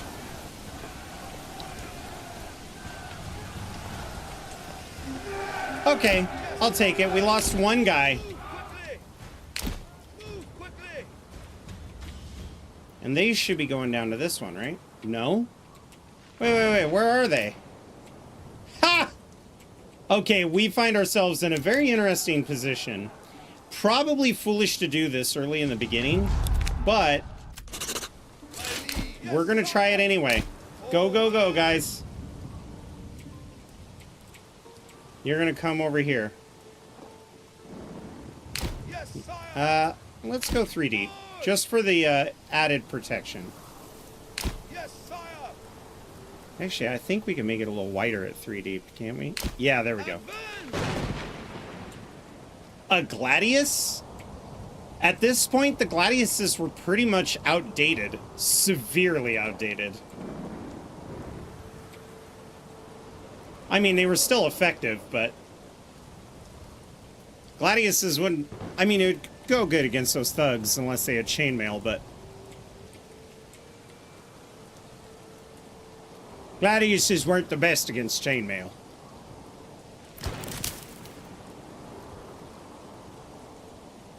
You know what? We're gonna need medicine. I've seen people get pretty sick. Another ruler's army was sighted. Okay. He's just going in and out of the trees. Come on, people. Let's get going. My liege! Go ahead and run. I know you guys are gonna get tired.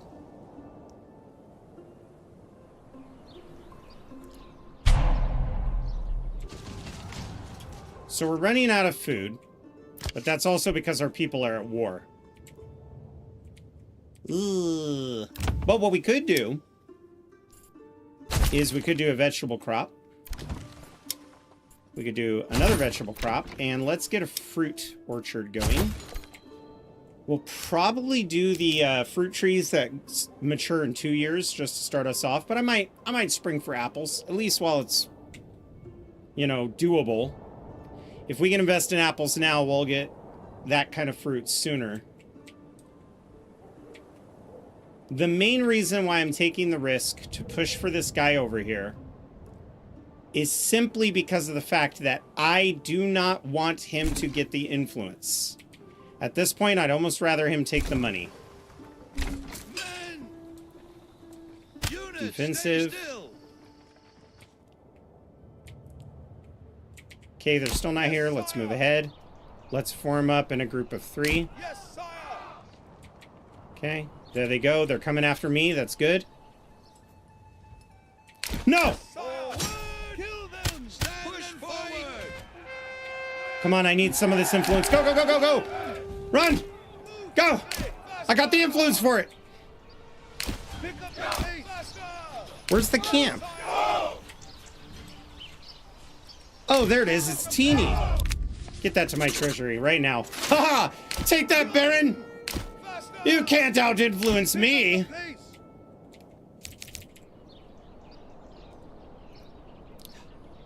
Alright, the second group was kind of cheating. I had a lot of help with that. But we did take on the first group, only losing 1 guy, so... Our towns won't have the cry, weeping, grieving face too much. And now that the bandits are gone, we don't have to worry about our food getting stolen anymore.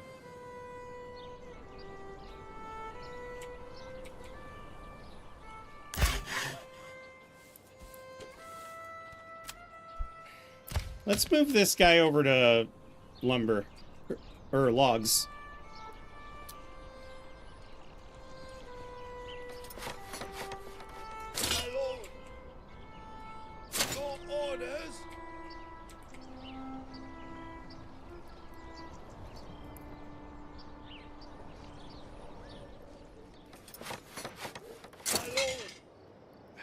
Wait for everybody to get here. Fire! There you go. Get back to work.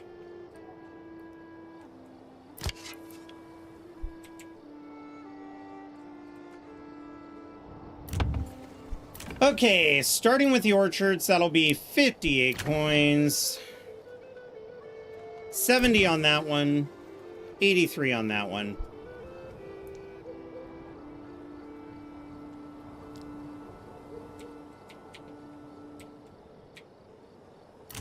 In the meantime, we do know that these are going to be fields. So let's make this one an orchard. And then we'll do vegetable fields. And we'll worry about the bees later. Yes, you get an affinity bonus for fertilization. And in the long run, it does help. But 50 gold per apiary. I'm going to need like 5 or 10 of them. 10 if I want to future-proof the place, 5 if I want to be realistic. Right now, people are going to be quite upset because we're not getting the most food, but June has arrived. The berries have respawned. Let's get somebody else on that. In fact, I want 4 families to be there. I want as many people on those damn things as possible. Yeah, bees. Their pollination helps with plants and stuff. We're going to upgrade these. We're going to need 6 of each type.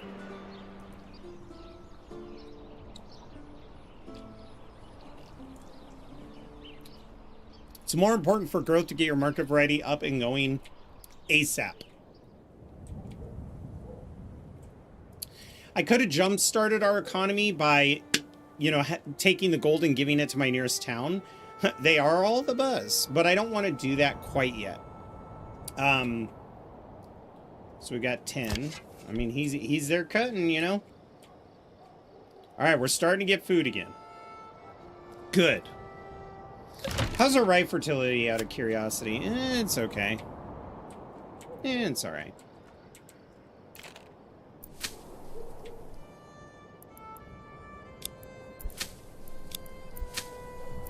The fencing is a direct relation cost to the amount of planks that you have.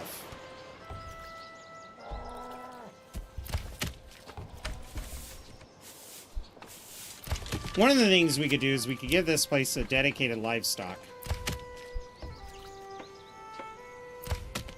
Or, yeah, no, this will work. How much firewood do we have? 175? Let's get somebody over here on the charcoal kiln. Start that career.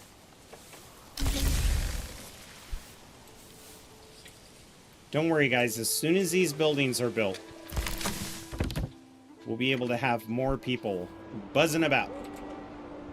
We are going to need more homes, and this is where we're going to start building our urban development. Since I want farms ASAP, let's build a bunch of homes along this fence here that go over to this well.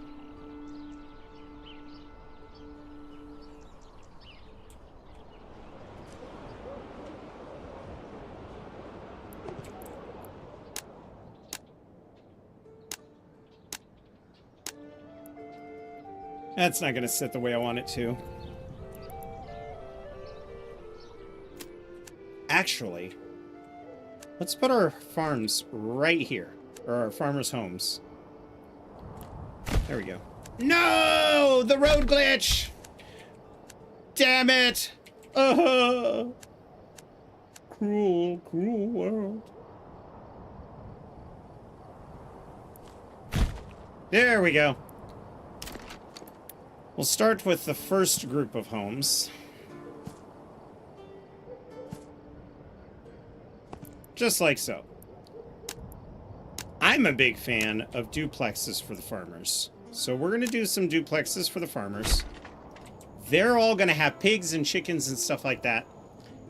Individually, I would have gotten more out of it, but also, you know, the hens and the pigs and stuff, they require a certain number of people to watch it. So if you do like one single home families, basically one guy's the worker, the other two stay home throughout the year on and off. No, I have a drought. This is a drought. The berries are going to start dying. Or well, they're going to stop growing. And sometimes the animals are affected. Not too badly, though. But this could be bad for our crops. Luckily, I don't have any crops planted. Because I ain't got the money for it. I'll need 122 to get an apple orchard.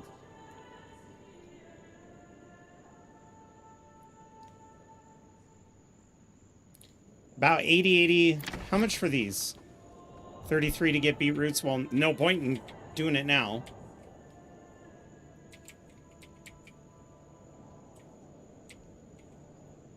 We got our butchering machine working right here.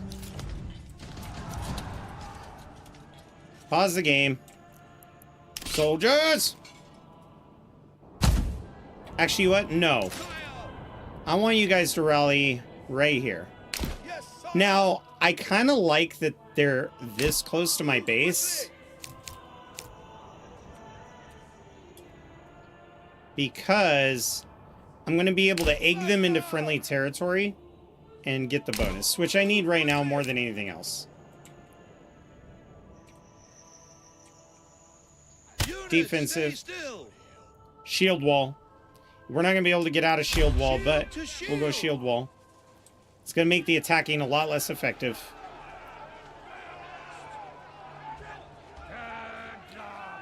Because this is going to affect it.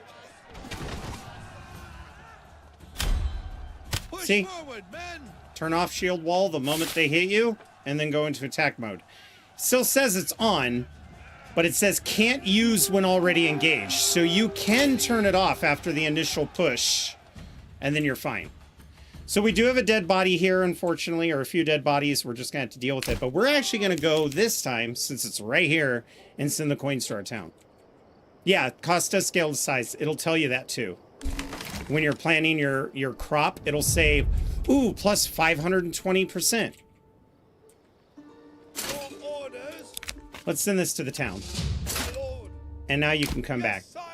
I kind of want to boost on that.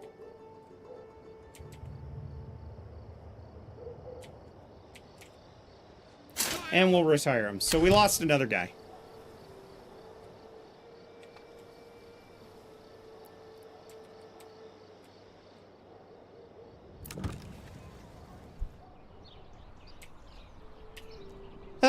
No, it's probably going to be this one just because of the big animal, the iron surface, and its exit is right here. Mushrooms would be good for diversity. I'm kind of terrain locked at the moment, and I won't have enough renown to take this place. I did eyeball the fish. Oh, here's a good example. Look at how bad that drought hurt the fish. So basically, next March, this deposit is only going to go up like 16 or 17 fish. A rich clay is huge. Never-ending clay tiles is good. This one only has one rich source, which means this is fertile land. Which would be good for, same with this. They already have the fertile land claim, though. Ooh, fertile mushrooms and fertile iron. I think from a strategic standpoint, cutting across like this, I'll kind of be defending myself against the raiders over here. Because it's going to take our lord, if he spawns on this side, his mercenaries are going to have a longer time to get over. Maybe it would be wise to snag these first, even though they're not fertile land.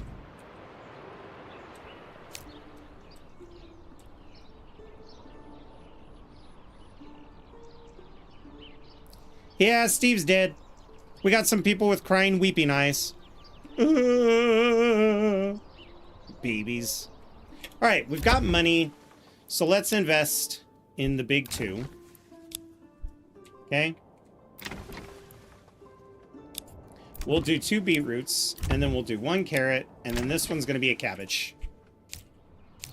I know I probably should have spent that on the apples, since the apples are far more expensive, but if I'm being honest, right now we are just going to be keeping our heads down and trying to do the best we can until we get more people. So we need a variety of food to incentivize people to come here, and they will not be incentivized until we hit 80 happiness. And it is possible that I won't get 2 families a month at 80 happiness if I don't have a church. So let's do this then. We'll build our church.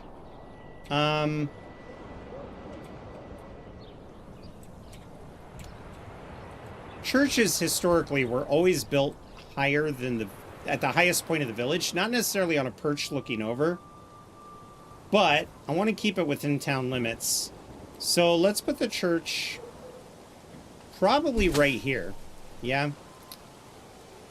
But we need planks.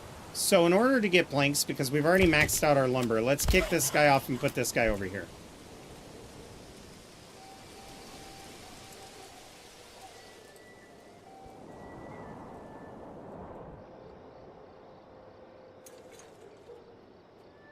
Planting, hopefully you guys are just plowing and planting at the appropriate times, but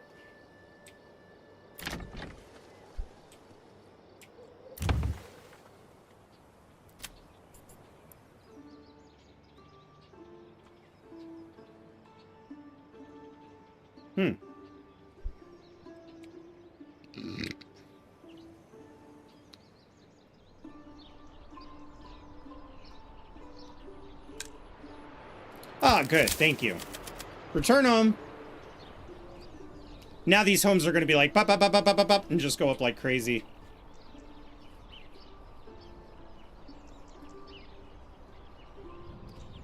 Yeah, church on the cliff. You know, a lot of times if the high point was in a forest, it'd be like St. John's in the forest. Churches weren't always built right in town. But even building it up on this hill next to the cliffside, they'd probably do, but I'm not going to do that. I'm just going to build it up on the main trade route.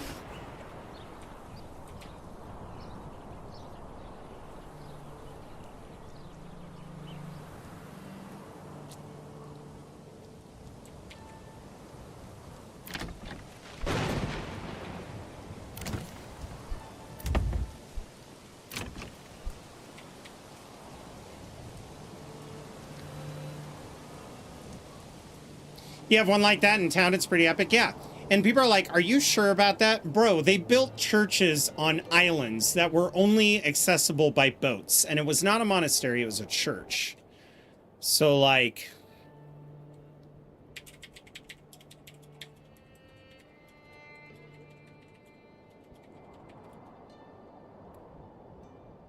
I'll show an example.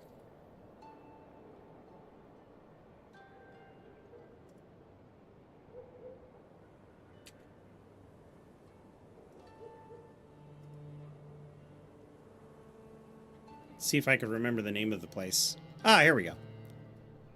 Okay, and then we'll just go to desktop share real quick.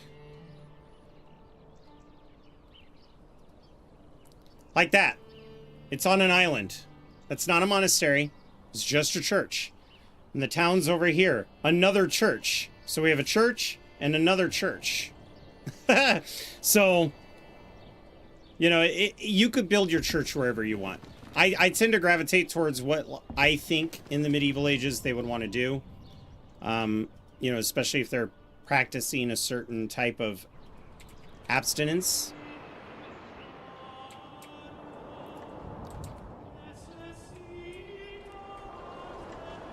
Our weak point right now is the food, but I have a feeling that'll get better. We do have people moving in. At the rate in which people are moving in, let's go ahead and get 2 more people on the large storehouse, 1 more person over here. That's going to fill that up pretty good.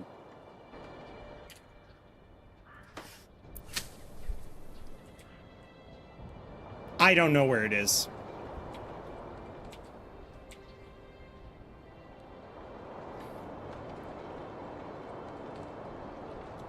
Oh, nice. What I usually do with my church is I put it away from where the bandits will be burning shit. So that when the bandits come and the bells start ringing, everybody runs for the church or the manor. So I try to keep it like, you know, to the edge. Hell, even over here wouldn't be a bad location for the church.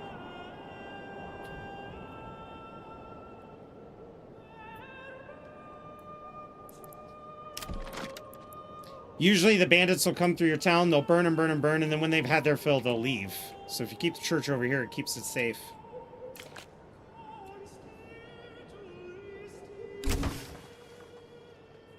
In our faith, our people worship, it's very Spartan.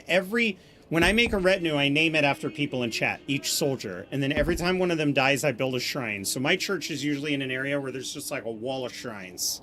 And it's like kind of like the Chinese, how they revere their ancestors. It would be something similar to that.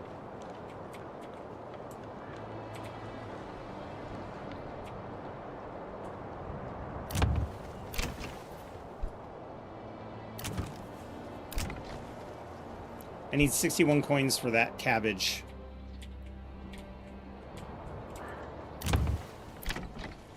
All right, we got our first group of homes here. Let's go ahead and get a duplex going so that we can get an extra coin for every family that moves in.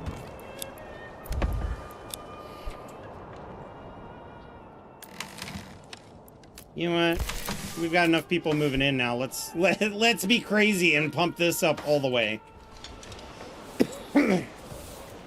So one thing that you'll notice about the stalls, click on an individual stall, it can carry 20 generic storage, 40 of this food. So if you have multiple food types, keep in mind that if your market stall is only filled with one type of food, you're going to need another market stall to carry the others.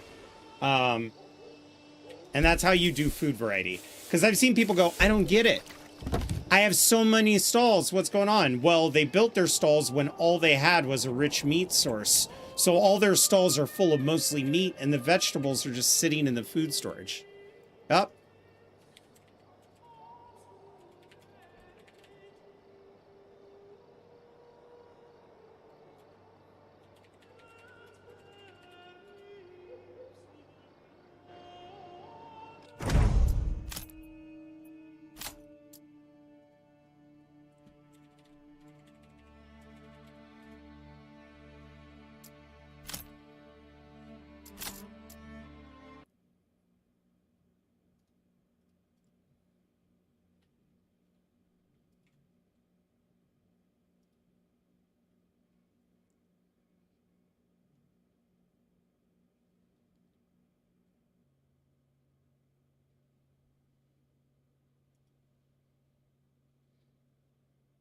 Okay. Check. I think we're live. I think we are live. Okay, sorry about that. There was a drop, which was really annoying. So let's get this game back up. To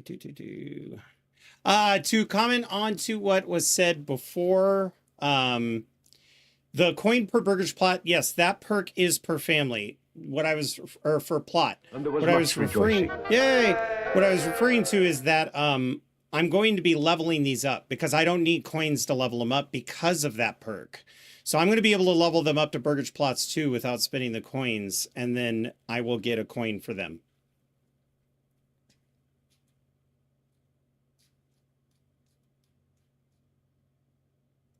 Okay, it seems like everything's running. Let's try to get to the point I was going to before we were going to wrap up.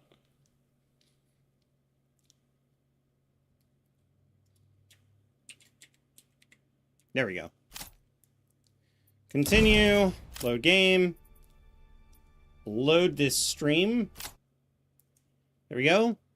Yeah, that was a weird hiccup. I don't know why that happened.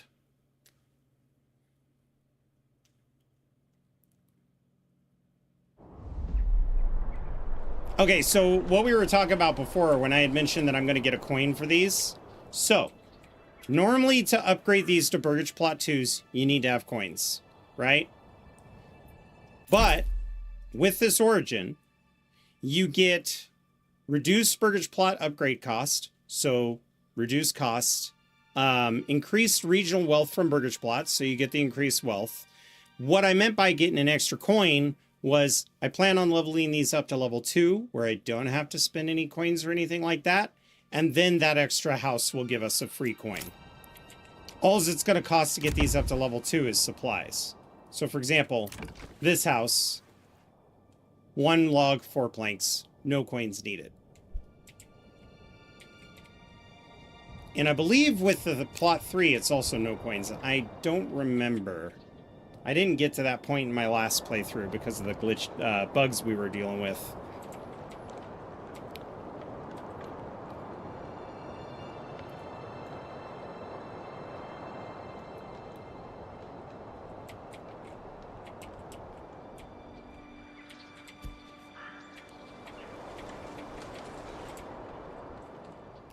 With 2 families, it is going to be hard to upgrade those, but by the time everything's upgraded to level 2 plots,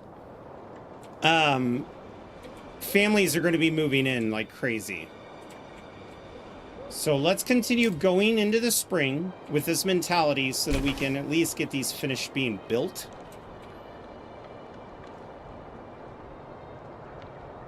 And then we'll go from there.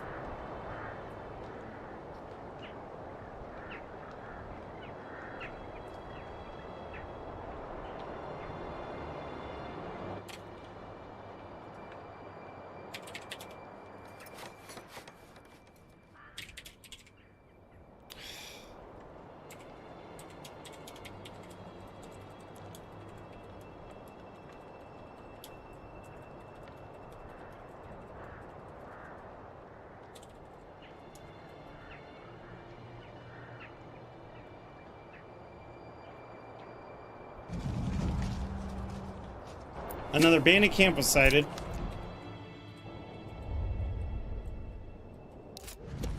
Damn it, every time you enter that artistic map, you don't get to see the bandit camps.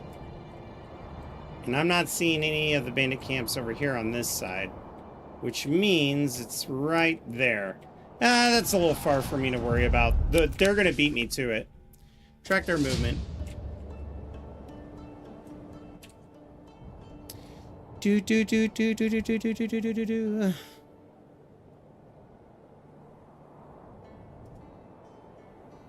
deep mines and clothing are rumored to be bugged as well. We're going to play as if they're not bugged, because I think you have to have that mentality.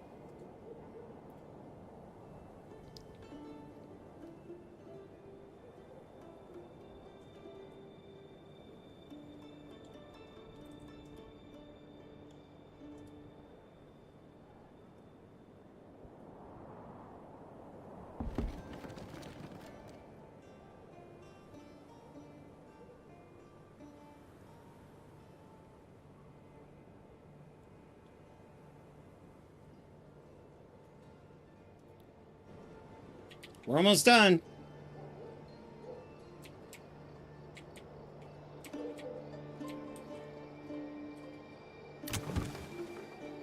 I know, you need a church. I'm well aware. Speaking of which, we're close enough to getting everything done that we could probably build this right here.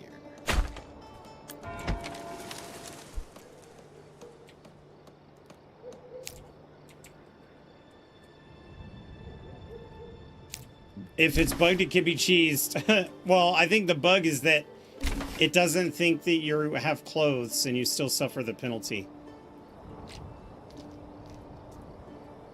We shall see what the bug is. Yeah, while the network was resetting, I was on my phone to see if any more bugs have been reported. Because the one we ran into yesterday isn't happening to everybody, but man, was it a doozy.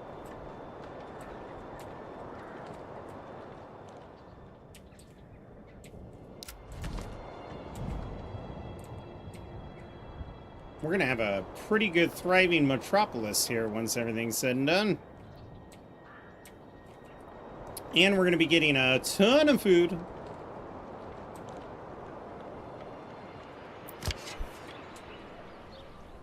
We'll let the berries grow before I worry about sending anybody over there. I usually send somebody over there in June, even if it's a rich deposit, just because I have so many berries. It'll help with the fruit, but it's not going to help that significantly. And quinces, I'll be getting in a better number next year.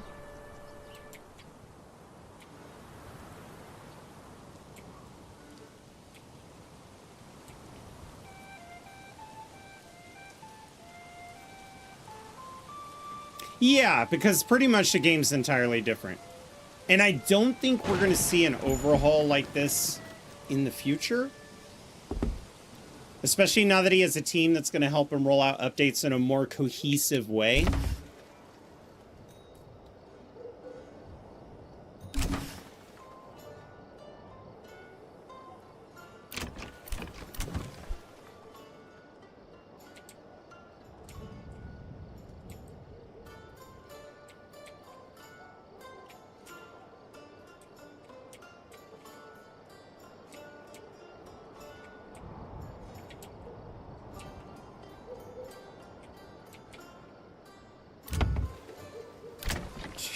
Alright, come on, people. You know, I want these built faster than the church, so let's just kick them up to highest to make sure that they don't get their attentions divided. And then with the new families, they'll be able to help build that church pretty quick. We already have a fully stocked storage team, which is good.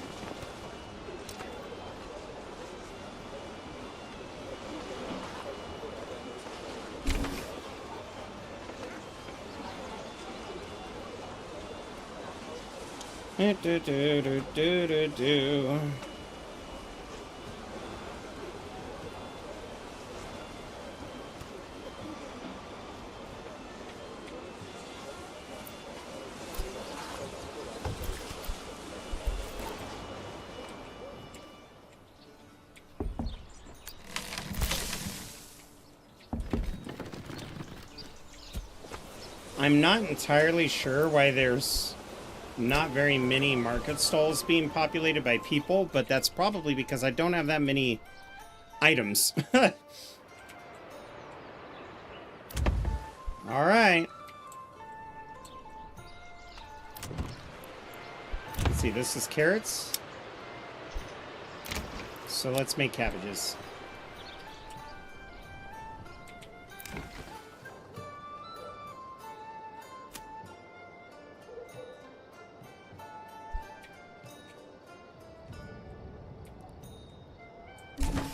There we go. One more house, and then you guys can go about building the church.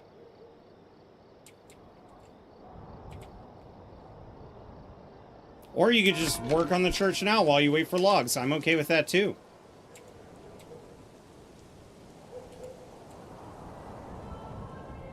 It would also make sense that the traders would be here and that we'd have another string of stalls and storage. So while we're here and while we're not struggling for supplies, we'll go ahead and get that started.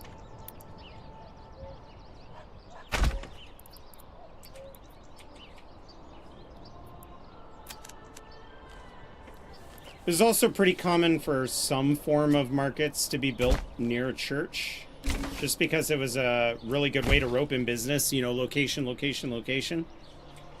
So we'll go through here and build ourselves a market.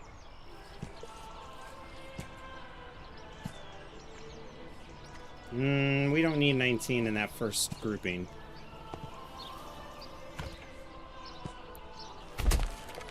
That's a pretty efficient way to do it.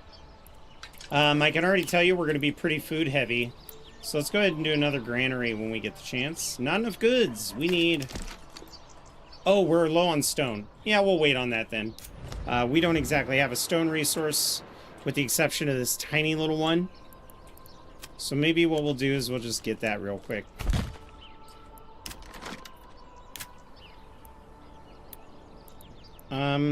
If I recall, Stonemason's camp is different than the Stonemason's station. Stone gatherers camp. I'm waiting on a log right now in IRL, my good sir. Big hoss. I've been waiting all my life to hear that. If I spend a bunch of money to amend my sins, why not buy some stuff on the way home? Oh, actually, we're Lutherans, so you can't spend money to amend your sins. Sorry. Jan Hus and Martin Luther say otherwise. We're Diet Catholic.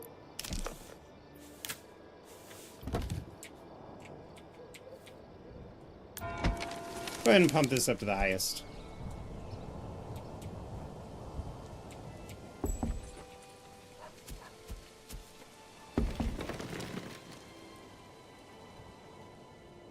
One, 2, 3, 4, 5, 6, 7, 8, 9, 10, 11, 12, 13, 14, 15, 16. That is my farmers.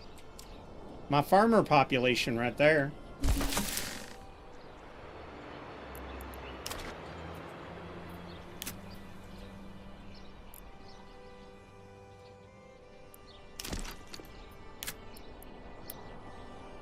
Let's not get excited about building houses yet.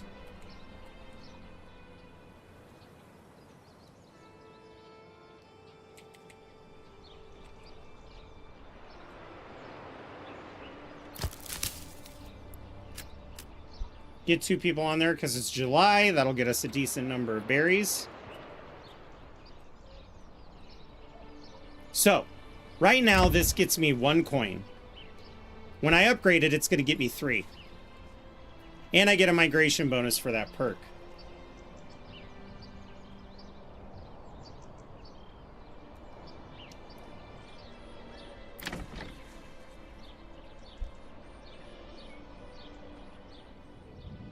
Money, money, money!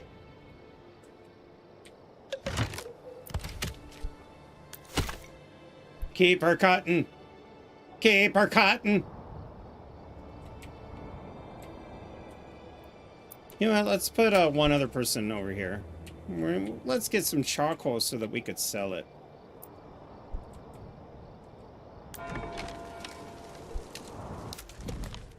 That makes sense. You know what?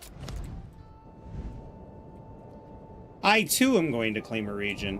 Question is, which one do I want to claim? I guess it really doesn't matter. What are you gonna do? Fight me on it? You're busy claiming your own region.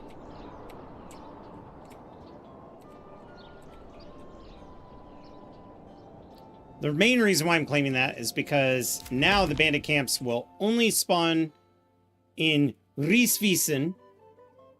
And by spawning in Rieswiesen, that means our troops can get there and kill them first, and we will effectively lock our Baron out of any future influence or money gain.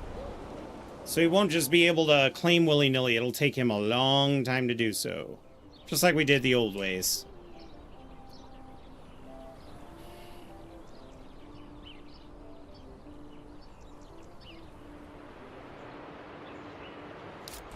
I hope you enjoy that, sir. I can't wait to take them from you.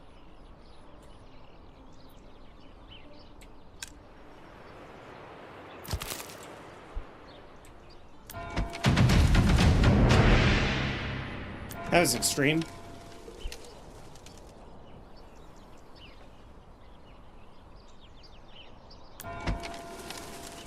One more log. Here it comes. Oh, bandit camp was sighted. I'm going to have to respond to that, like, now. So let's go to Gopsburg. Get our troops. Summon them. And I want you guys to meet up. Rally up right over here. My lord. Please run. Be on defensive just in case.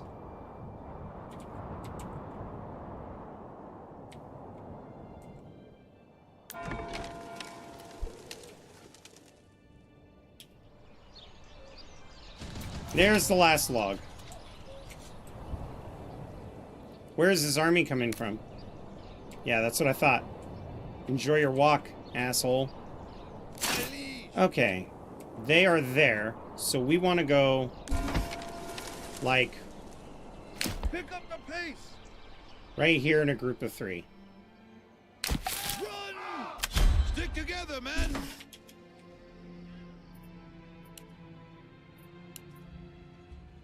Wait for the charge. Here come the charge. Take off shield wall. Shield wall off. Now engage. This is the Jagged Cliffs. Thank you for asking, by the way. Alex Fit W, welcome.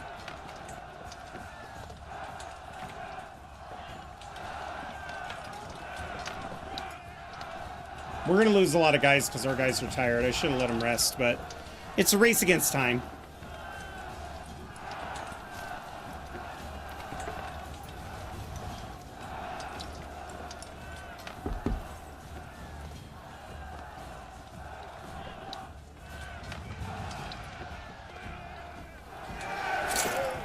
March.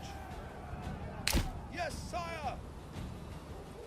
Now turn the shield wall off again.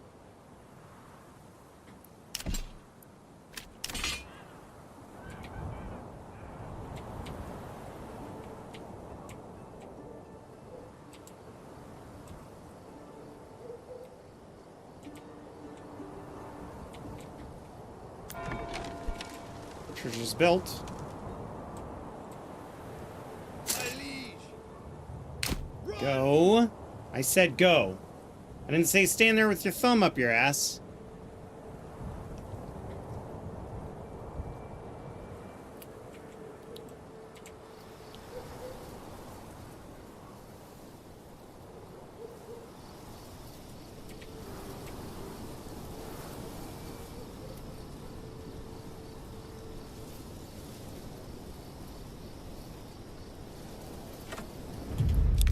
Send to my treasury now. Take this group. Send them back home. Advance. Then we go to build. Castle. Settlers camp. And where do we want to build here? I'm thinking like right along this middle stretch would be perfect for building the town. Let's do this. Oh, I have to build the camp first. That's right.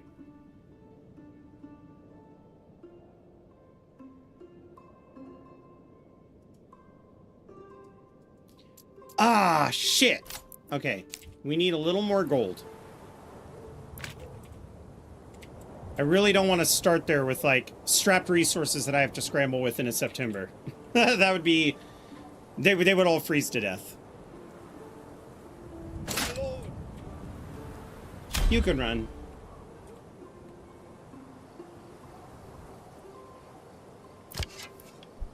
These guys are doing pretty good.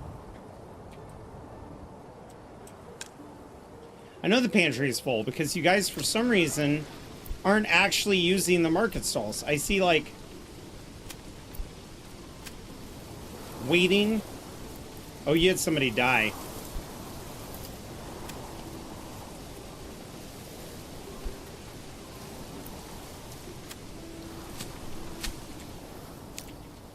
That could be it.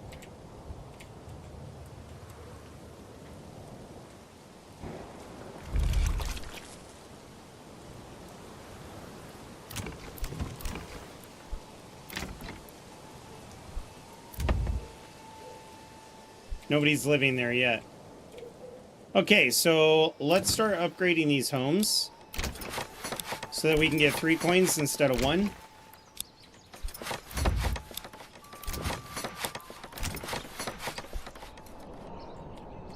Good job, guys. You may retire. There we are. Here we go. Yep. Upgrade.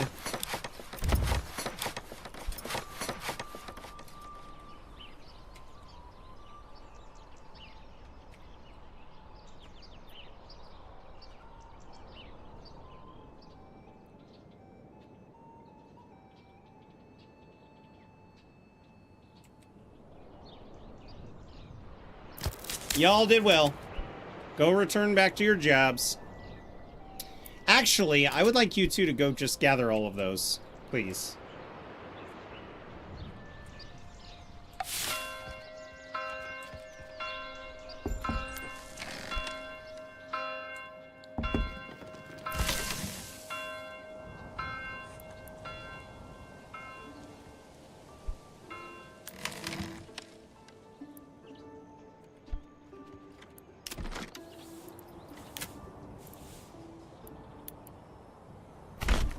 Put another granary over here. That'll take time to build, but that's okay. We're generating money, and we still have free homes, so I'm not too worried about it. Yeah, I know. You guys are all full because they're not actually taking anything to these stalls. I wonder if destroying the stall so that they'll rebuild it will help. Okay, so that one's got food. That one does not. That one's fine. That one's fine. That's got stuff. This one's got to go. That one's got stuff. This one's got stuff. And that one has stuff. Hopefully they'll rebuild.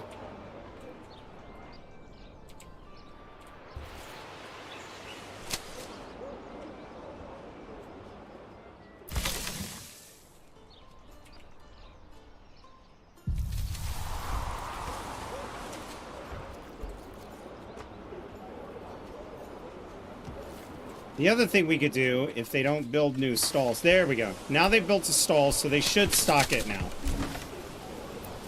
We'll see if they do.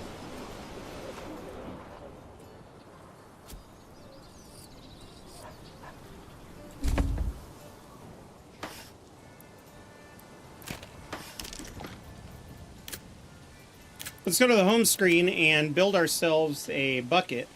Or a well. We're going to build ourselves a bucket, everybody. Right in the middle of the market square seems appropriate.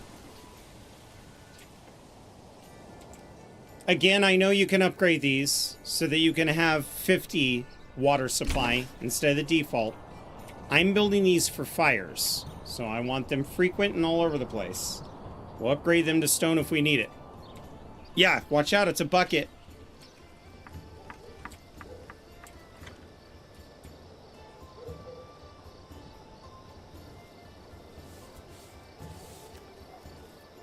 Really? You did one and you're like, job's done. Sweet. Alright. Carry about your path.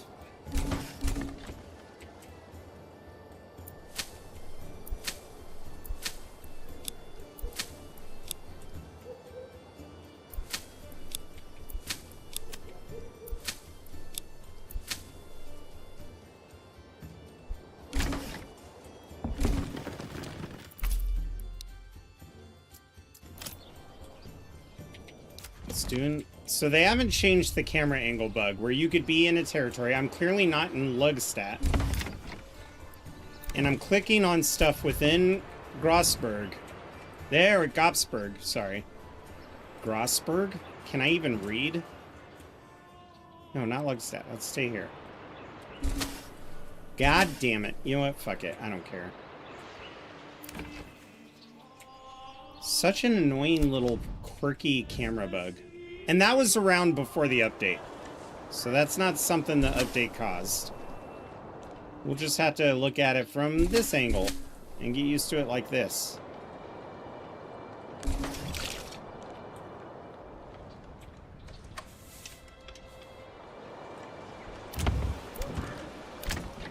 And look at that. Now I'm getting tons of freaking... tons of people giving me money. We're almost ready for our supply. Almost. Everything's been taken out of here. Let's torch this building. We'll leave that there so a cow or an ox can come up and grab that. There you go. I guess you didn't need the road, so I'll take the road away. I'm a big fat liar. Oh, there you go. Now you're using the road. Lazy piece of shit. Big Mountain Groberg. Yeah, that's Your mountain is in another village.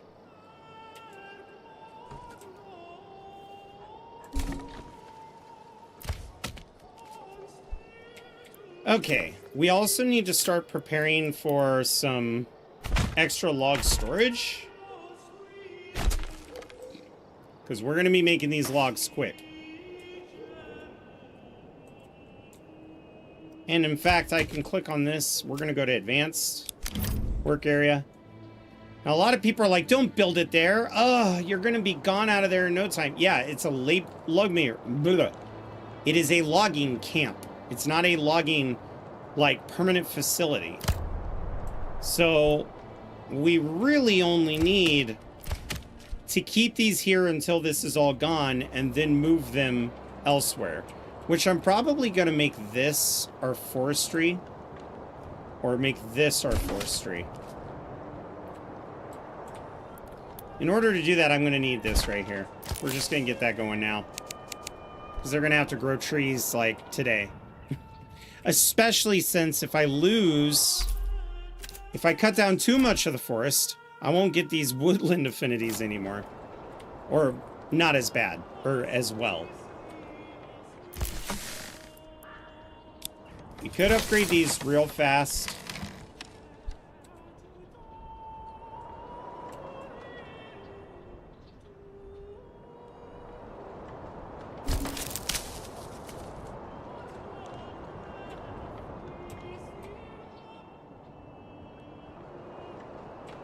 "37 days, raiders will be near." I'm ready for it. I'm gonna buy me some mercenaries. There's also a chance that the raiders won't come for me and they'll come for the other AI. That's what happened last time. So right when it has like 10 days left, I'll summon some mercenaries.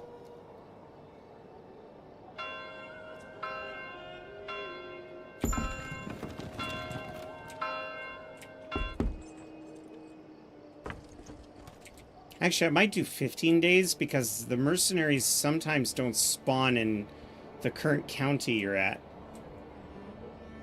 We have one more house free. So I suppose that means we could start planning on building other homes.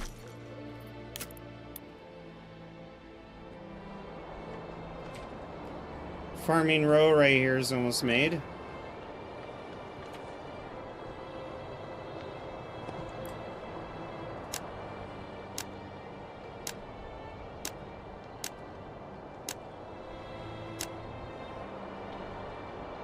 I need 26 logs, and right now they're working on planks. Good to know.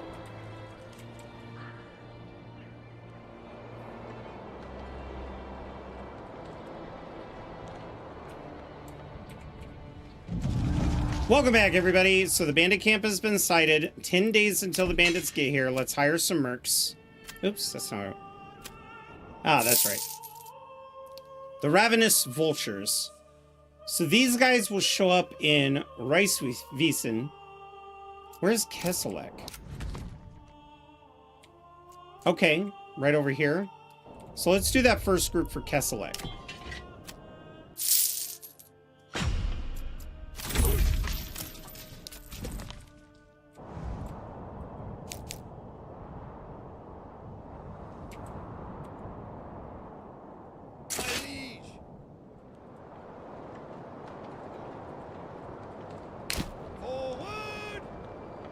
We don't even know if they're going to come this way. I definitely do know, though, that we're going to be charging them.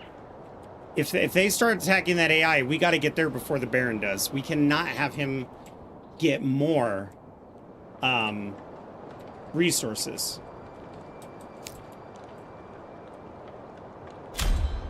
I'm not too worried about your guys' exhaustion level. You're expendable. You're not mine.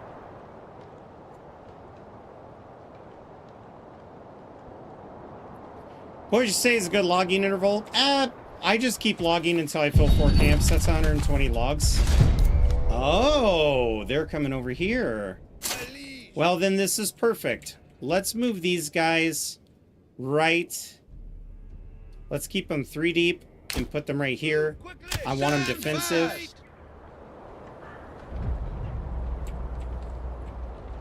Here come the raiders. Here come the troops. Hopefully the raiders will see the troops.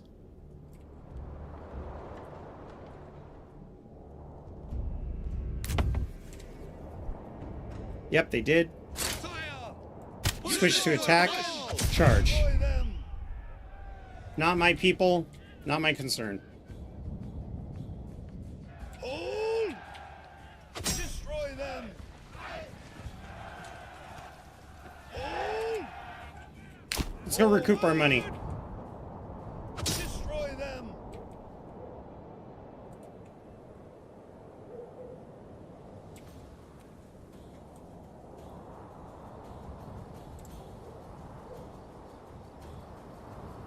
Wow, we have a lot of people now. How much wood do we have? 12? You know what? Let's get one more logging family.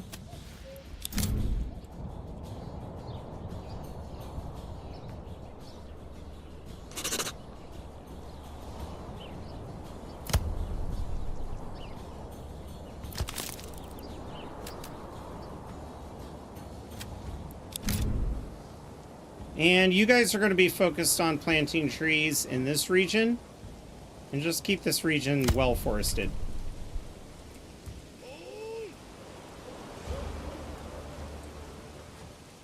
Orders! Forward! Oh, they lost one singular guy. How sad. To my treasury. Disband the group. And there you go. Now I've got 1.8k influence, which actually means that I could probably take this area if I wanted to. But I'm leaning more into this area for the farming. I see we have the map glitch. This existed in the other game too. You'll notice these field marks, those are my fields. Whenever you see that map glitch, it is an early sign that something may be going on with your game. So just overwrite your save.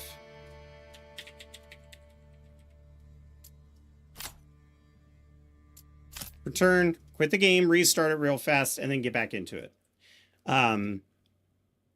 Then the map will be fixed and it won't have an issue with your location. And what I mean by you'll have issues with the game, if you notice when I was expanding those areas, it was highlighting the trees up on the hill and not the ones I was highlighting. There's something weird that happens where sometimes the tracking gets askew. And you'll notice it with those farmland prints, or you'll see road marks where all your roads are. It is a sign that if you try to build roads or try to put things in specific areas, they'll be off. So just restart the game. It's an early sign of a memory leak, exactly. That's been around since this game was in Unreal Engine 4, so...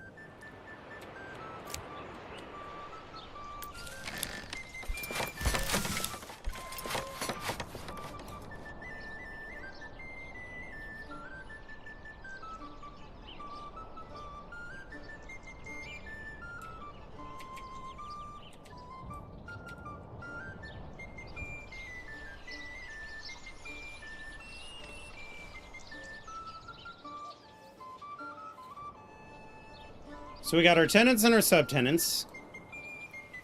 Now keep in mind, if you put chickens, if you put things in here, they don't make more just because there's a second family living there. So don't expect, you know, this to produce more of that stuff.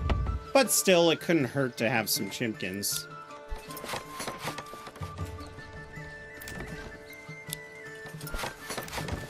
Come on, people, start paying your taxes. I want 3 coins, not 1.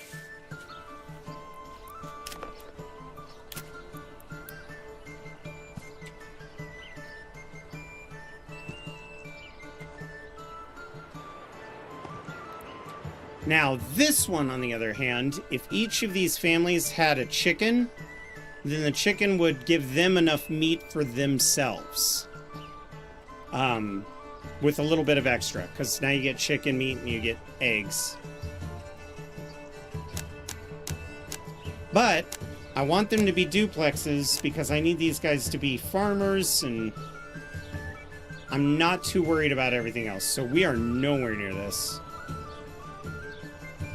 By the way, it'll tell you the average planting cost too. So if the field were to have a certain specific cost, as mentioned earlier, if you come down and make a big fucking field and you're like, man, look at all that planting, that means that this is going to cost 680% more to plant the seeds. So keep that in mind. Anything this huge, orchards, because they're a one and done and you're good to go. But I would definitely recommend you pay attention to that. It may feel awesome to have the biggest vegetable plots, but that is no longer the strat. It's kind of a balance. Still make them huge, but, you know, make them manageable. Another thing is if you make a bunch of small veggie plots, I know people are like, oh, you don't make as more. It's not as efficient. It takes less time to plow, less time to harvest, and your people will be ready for more work. Right now, a lot of these are probably empty because they're currently working in the field. See? 3 of the 6 family members are working in the field.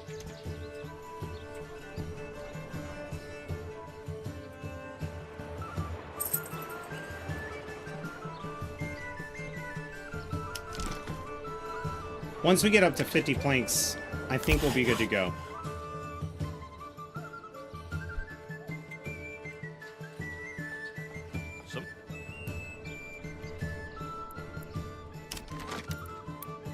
I mean, you could kind of figure out what the exact is if you build a burgage plot like this. You know, you can...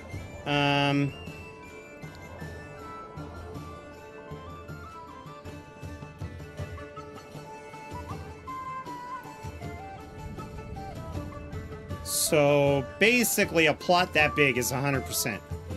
That little slice of pie. That's how big they expect it. Which means the 100%... which is how it's intended, is to be like real-life burgage plots, would probably be a field, you know, about yay big, right? But keep in mind, one family is capable of getting more veggies than that, so it's a balance. You want more planting costs, but you don't want an astronomical planting cost.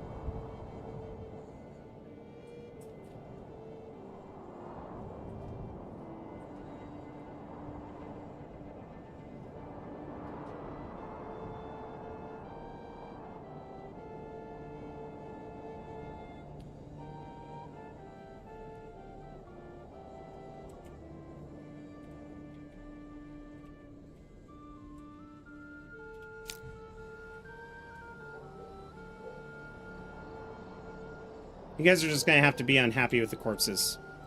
I don't know what to tell you.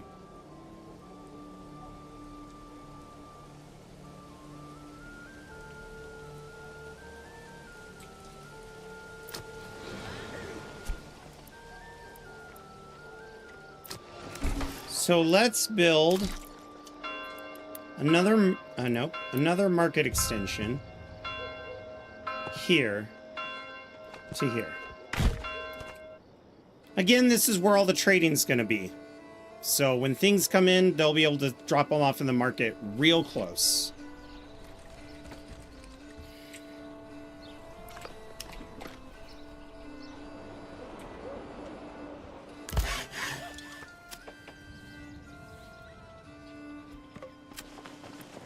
Let's give you this. Let's order another one.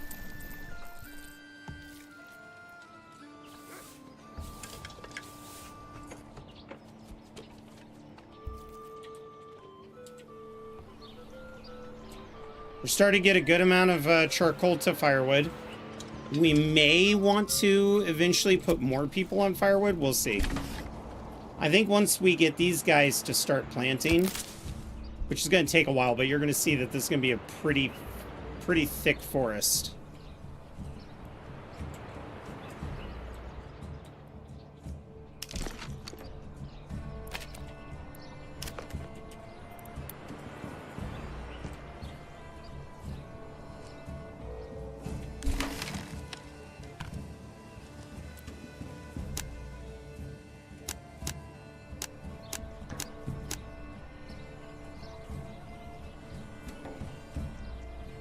Now we play the waiting game.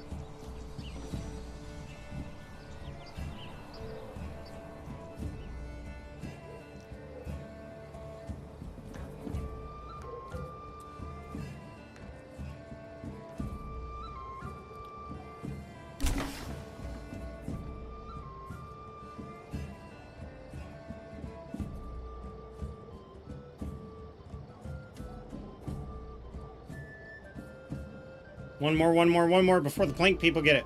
One more before the plank people get it. Come on. Damn it! 2 more before the plank people get it.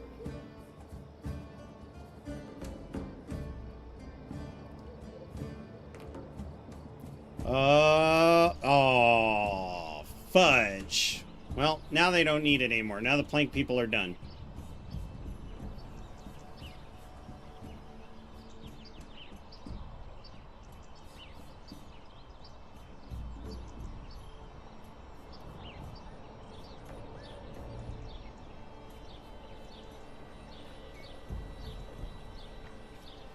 Come on.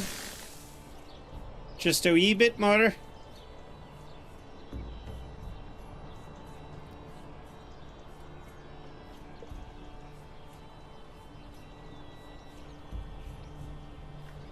Somehow it's going back down. When, oh, they're restocking the saw pit. Okay, let's look away. Watch pot never boils. Let's get some people up here.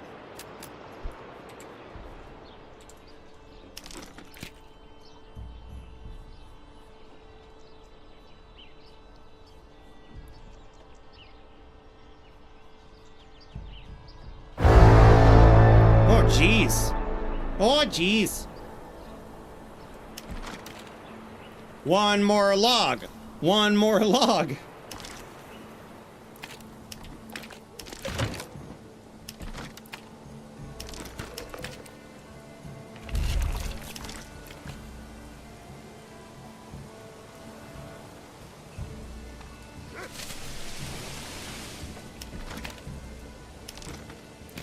There we go. Like so. Like so. Bingo.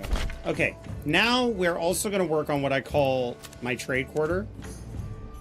So we're going to put some burgage plots behind here.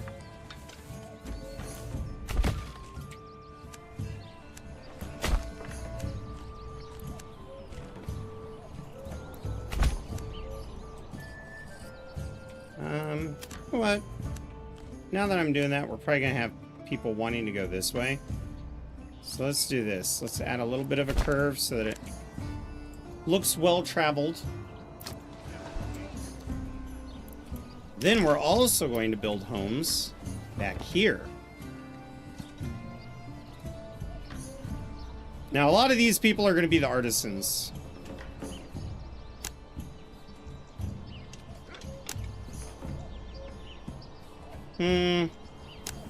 They're going to be single homes, so I need about 30 logs.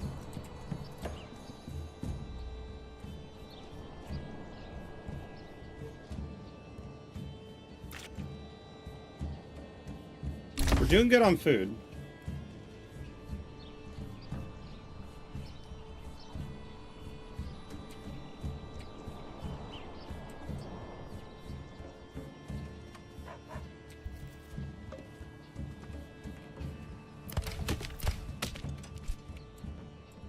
We really need to start getting iron for tools, though. Alright, make sure them berries are gone. I don't want any left. No berries. None. Nil. Zilch. Oh my god, look at how happy everybody is. They're already moving in. Pause the game. The bandit camp's right here. Brigands, cool. How many troops do we have? 16. I think this is going to be the last battle we're going to squeeze out of these spearmen until we get spears. Your So then we'll invest in bows.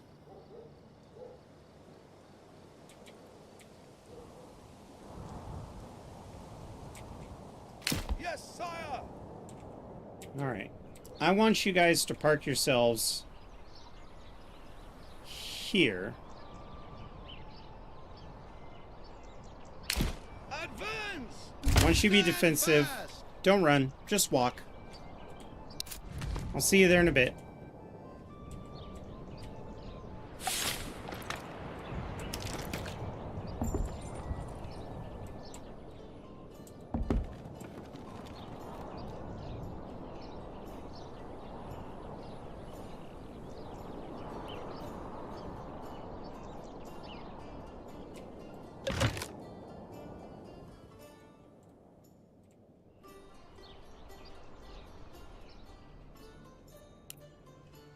Your orders. March. You could jog a little bit to get into position, can't you? It's time for war! Kill them all! Shield wall. Together, men. Here we go, boys! 18 versus 16. Let's stay on the defensive. Ooh, ooh, ooh. Already we're losing, so Push let's go forward, offensive. men. Yep, we may have lost this one. Hey, we did it. Forward. Yes, sire. It was the last one, though. I kind of figured it would be. Now we're going to have a lot of butthurt people who aren't going to be working. This belongs to my treasury now. All right, guys. Come on. Yes, sire.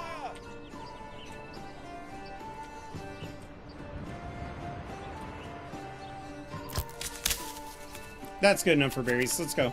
We have plenty. The pantry's full.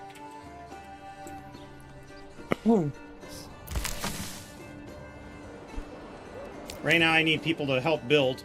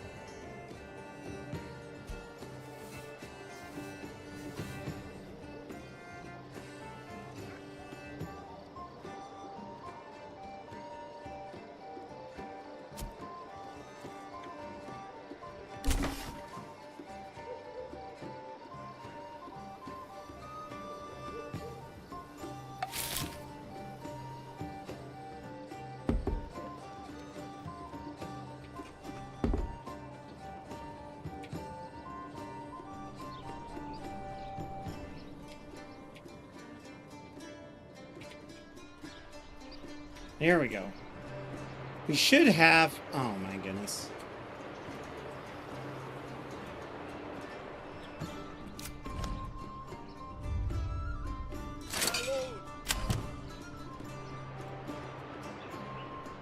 We have 5 oxen.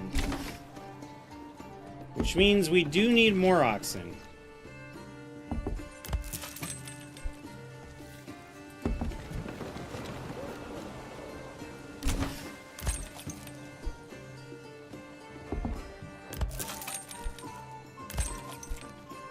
I may need to build more, but instead of building more, what I could do is I could start upgrading these. Like this should be a stables.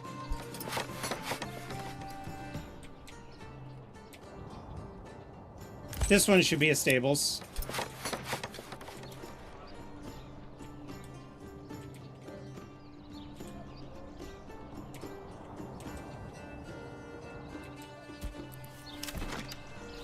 And I think these two over here, we'll just make them stables as well. Most of the time we need oxen, it's to get wood anyway. And then what we could do is we could ramp this up to the highest so that they just get taken care of as soon as possible.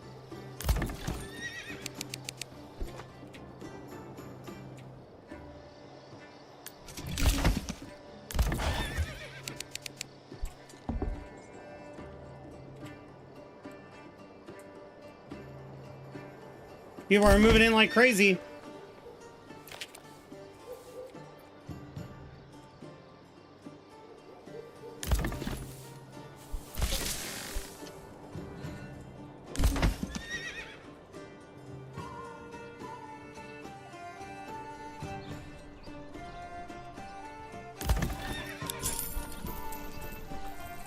And then we're going to need to, for the future, build ourselves another one that we're going to turn into a stable for the traders.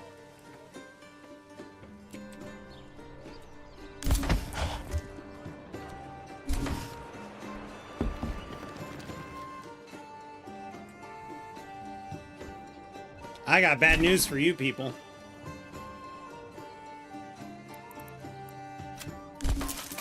Given the shape of our roads, I have a feeling that the villagers would have asked or would have insisted on a road being here, even if they carved it with their own feet.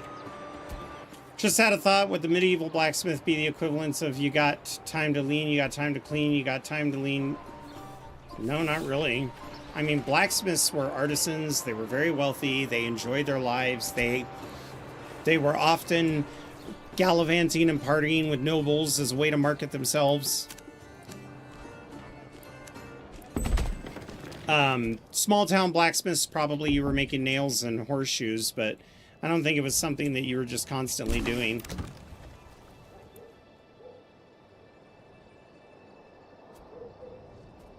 But that is something that I'm very unsure of, because each region seemed to have their own reverence for blacksmithing. And the more urban areas viewed it as a nuisance because of the pollution. Made it hard to breathe. Resented the traffic it brought.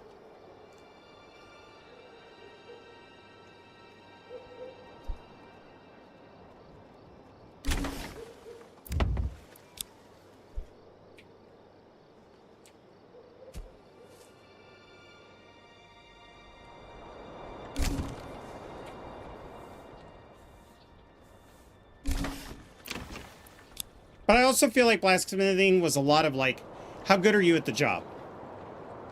Because if you sucked at the job, no one would come to you, right?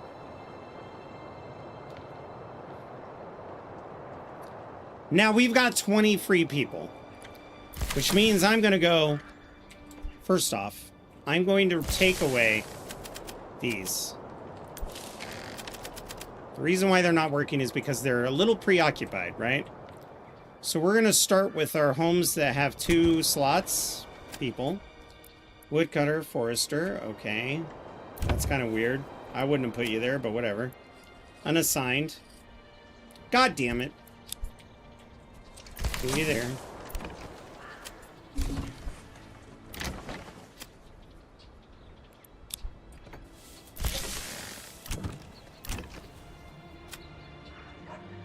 Both of these are unassigned, so they could both go in a granary.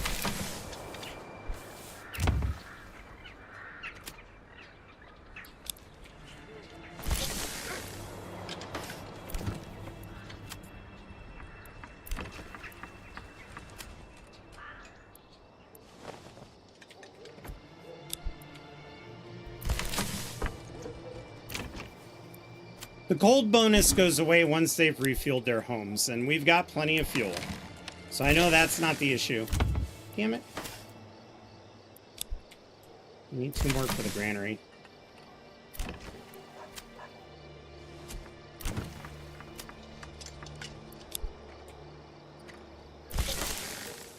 There, the granary's full.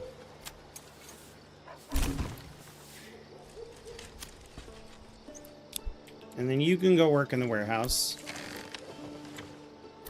And I'm thinking, because these people don't have a farm that they have to cultivate or plow, they'll be at their stalls more often. So let's move you to there. No. Game. Game. Click on you. Assign to here. Thank you. Oops. This one, we still have an unassigned. You can also go work in the large storehouse. And then we have 2 more, which is this house. Nope. It's this house.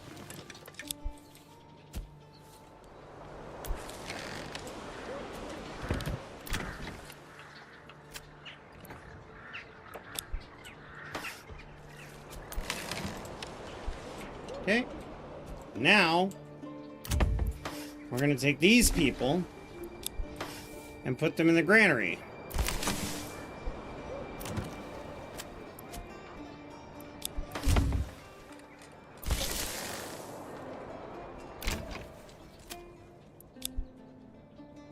I hate doing it this way, but it's what we're going to have to do. I only need 8 free families for farming anyway.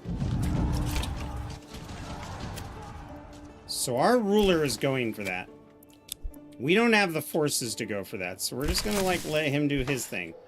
One more employee.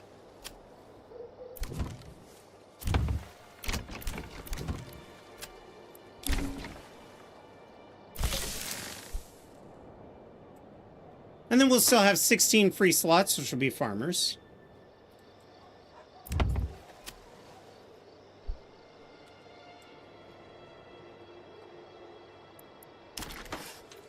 And then we'll need to build the trade quarters. These people will eventually replace the people I just put in this job.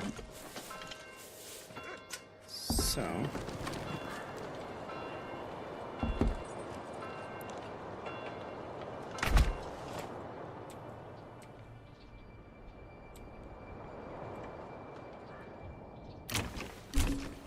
okay. Apple trees are growing slowly. These are fully grown or just about to be fully grown. But honestly, I think this is an excellent place for us to stop for the night. So let's go ahead and save the game. And then we'll come back and see if what we've learned about the economy is going to help us. Already, I have a lot more silver to work with. So we're going to be able to trade for the important stuff. We've also secured a region that we really wanted. We're going to put that in our little feathered cap. Be like, yes, look at me. And then we're going to wait until our ruler decides to stake claim on the last spot, and then we're going to challenge him to it. And by then we should have a sizable army, and we're just going to crush him. Absolutely crush him. That way he spends the influence doing it. I gain the influence for beating him, and he'll spend all the money and resources on the troops he can get. So that is the plan. Thank you guys for, I know it was a bonus stream, is rather impromptu, but after realizing that the other world, the glitches that I was dealing with are, well, bugs, not glitches. With the retinue, that was going to be a hamper. So I was hoping to build in the other territory next to me and get their retinue, but I couldn't build in the other territory until I deleted all the buildings because it's an AI county. Now that I know that, AI counties get conquered last. That's the rule. But YouTube, thank you for stopping by. I'll be back on Saturday with our multiplayer game. It'll either be Hell Let Loose or Helldivers 2. The group and I have also been talking about doing a submarine game that's group-based. But on Sunday, we're probably going to be doing Medieval Dynasty. I don't know if it'll be chat versus streamer, but if not, it'll be the world where Jazz, Pika Puppy, and I are building our mega town. And then on Monday of next week, more Manor Lords or Fallout New Vegas. I'll know more by the end of the week. I want to see if they're going to, release a patch or even rumor to release a patch. But thank you very much. Hopefully you enjoyed yourselves, and I will talk at you again, YouTube. Remember, you could hit the subscribe and like button or notification bell button if you want, or you could just join the Discord when you want to know when we're going live. The rest of you guys on Twitch, if you'll stick around, we'll go raid somebody else and get you some of the 250 channel points.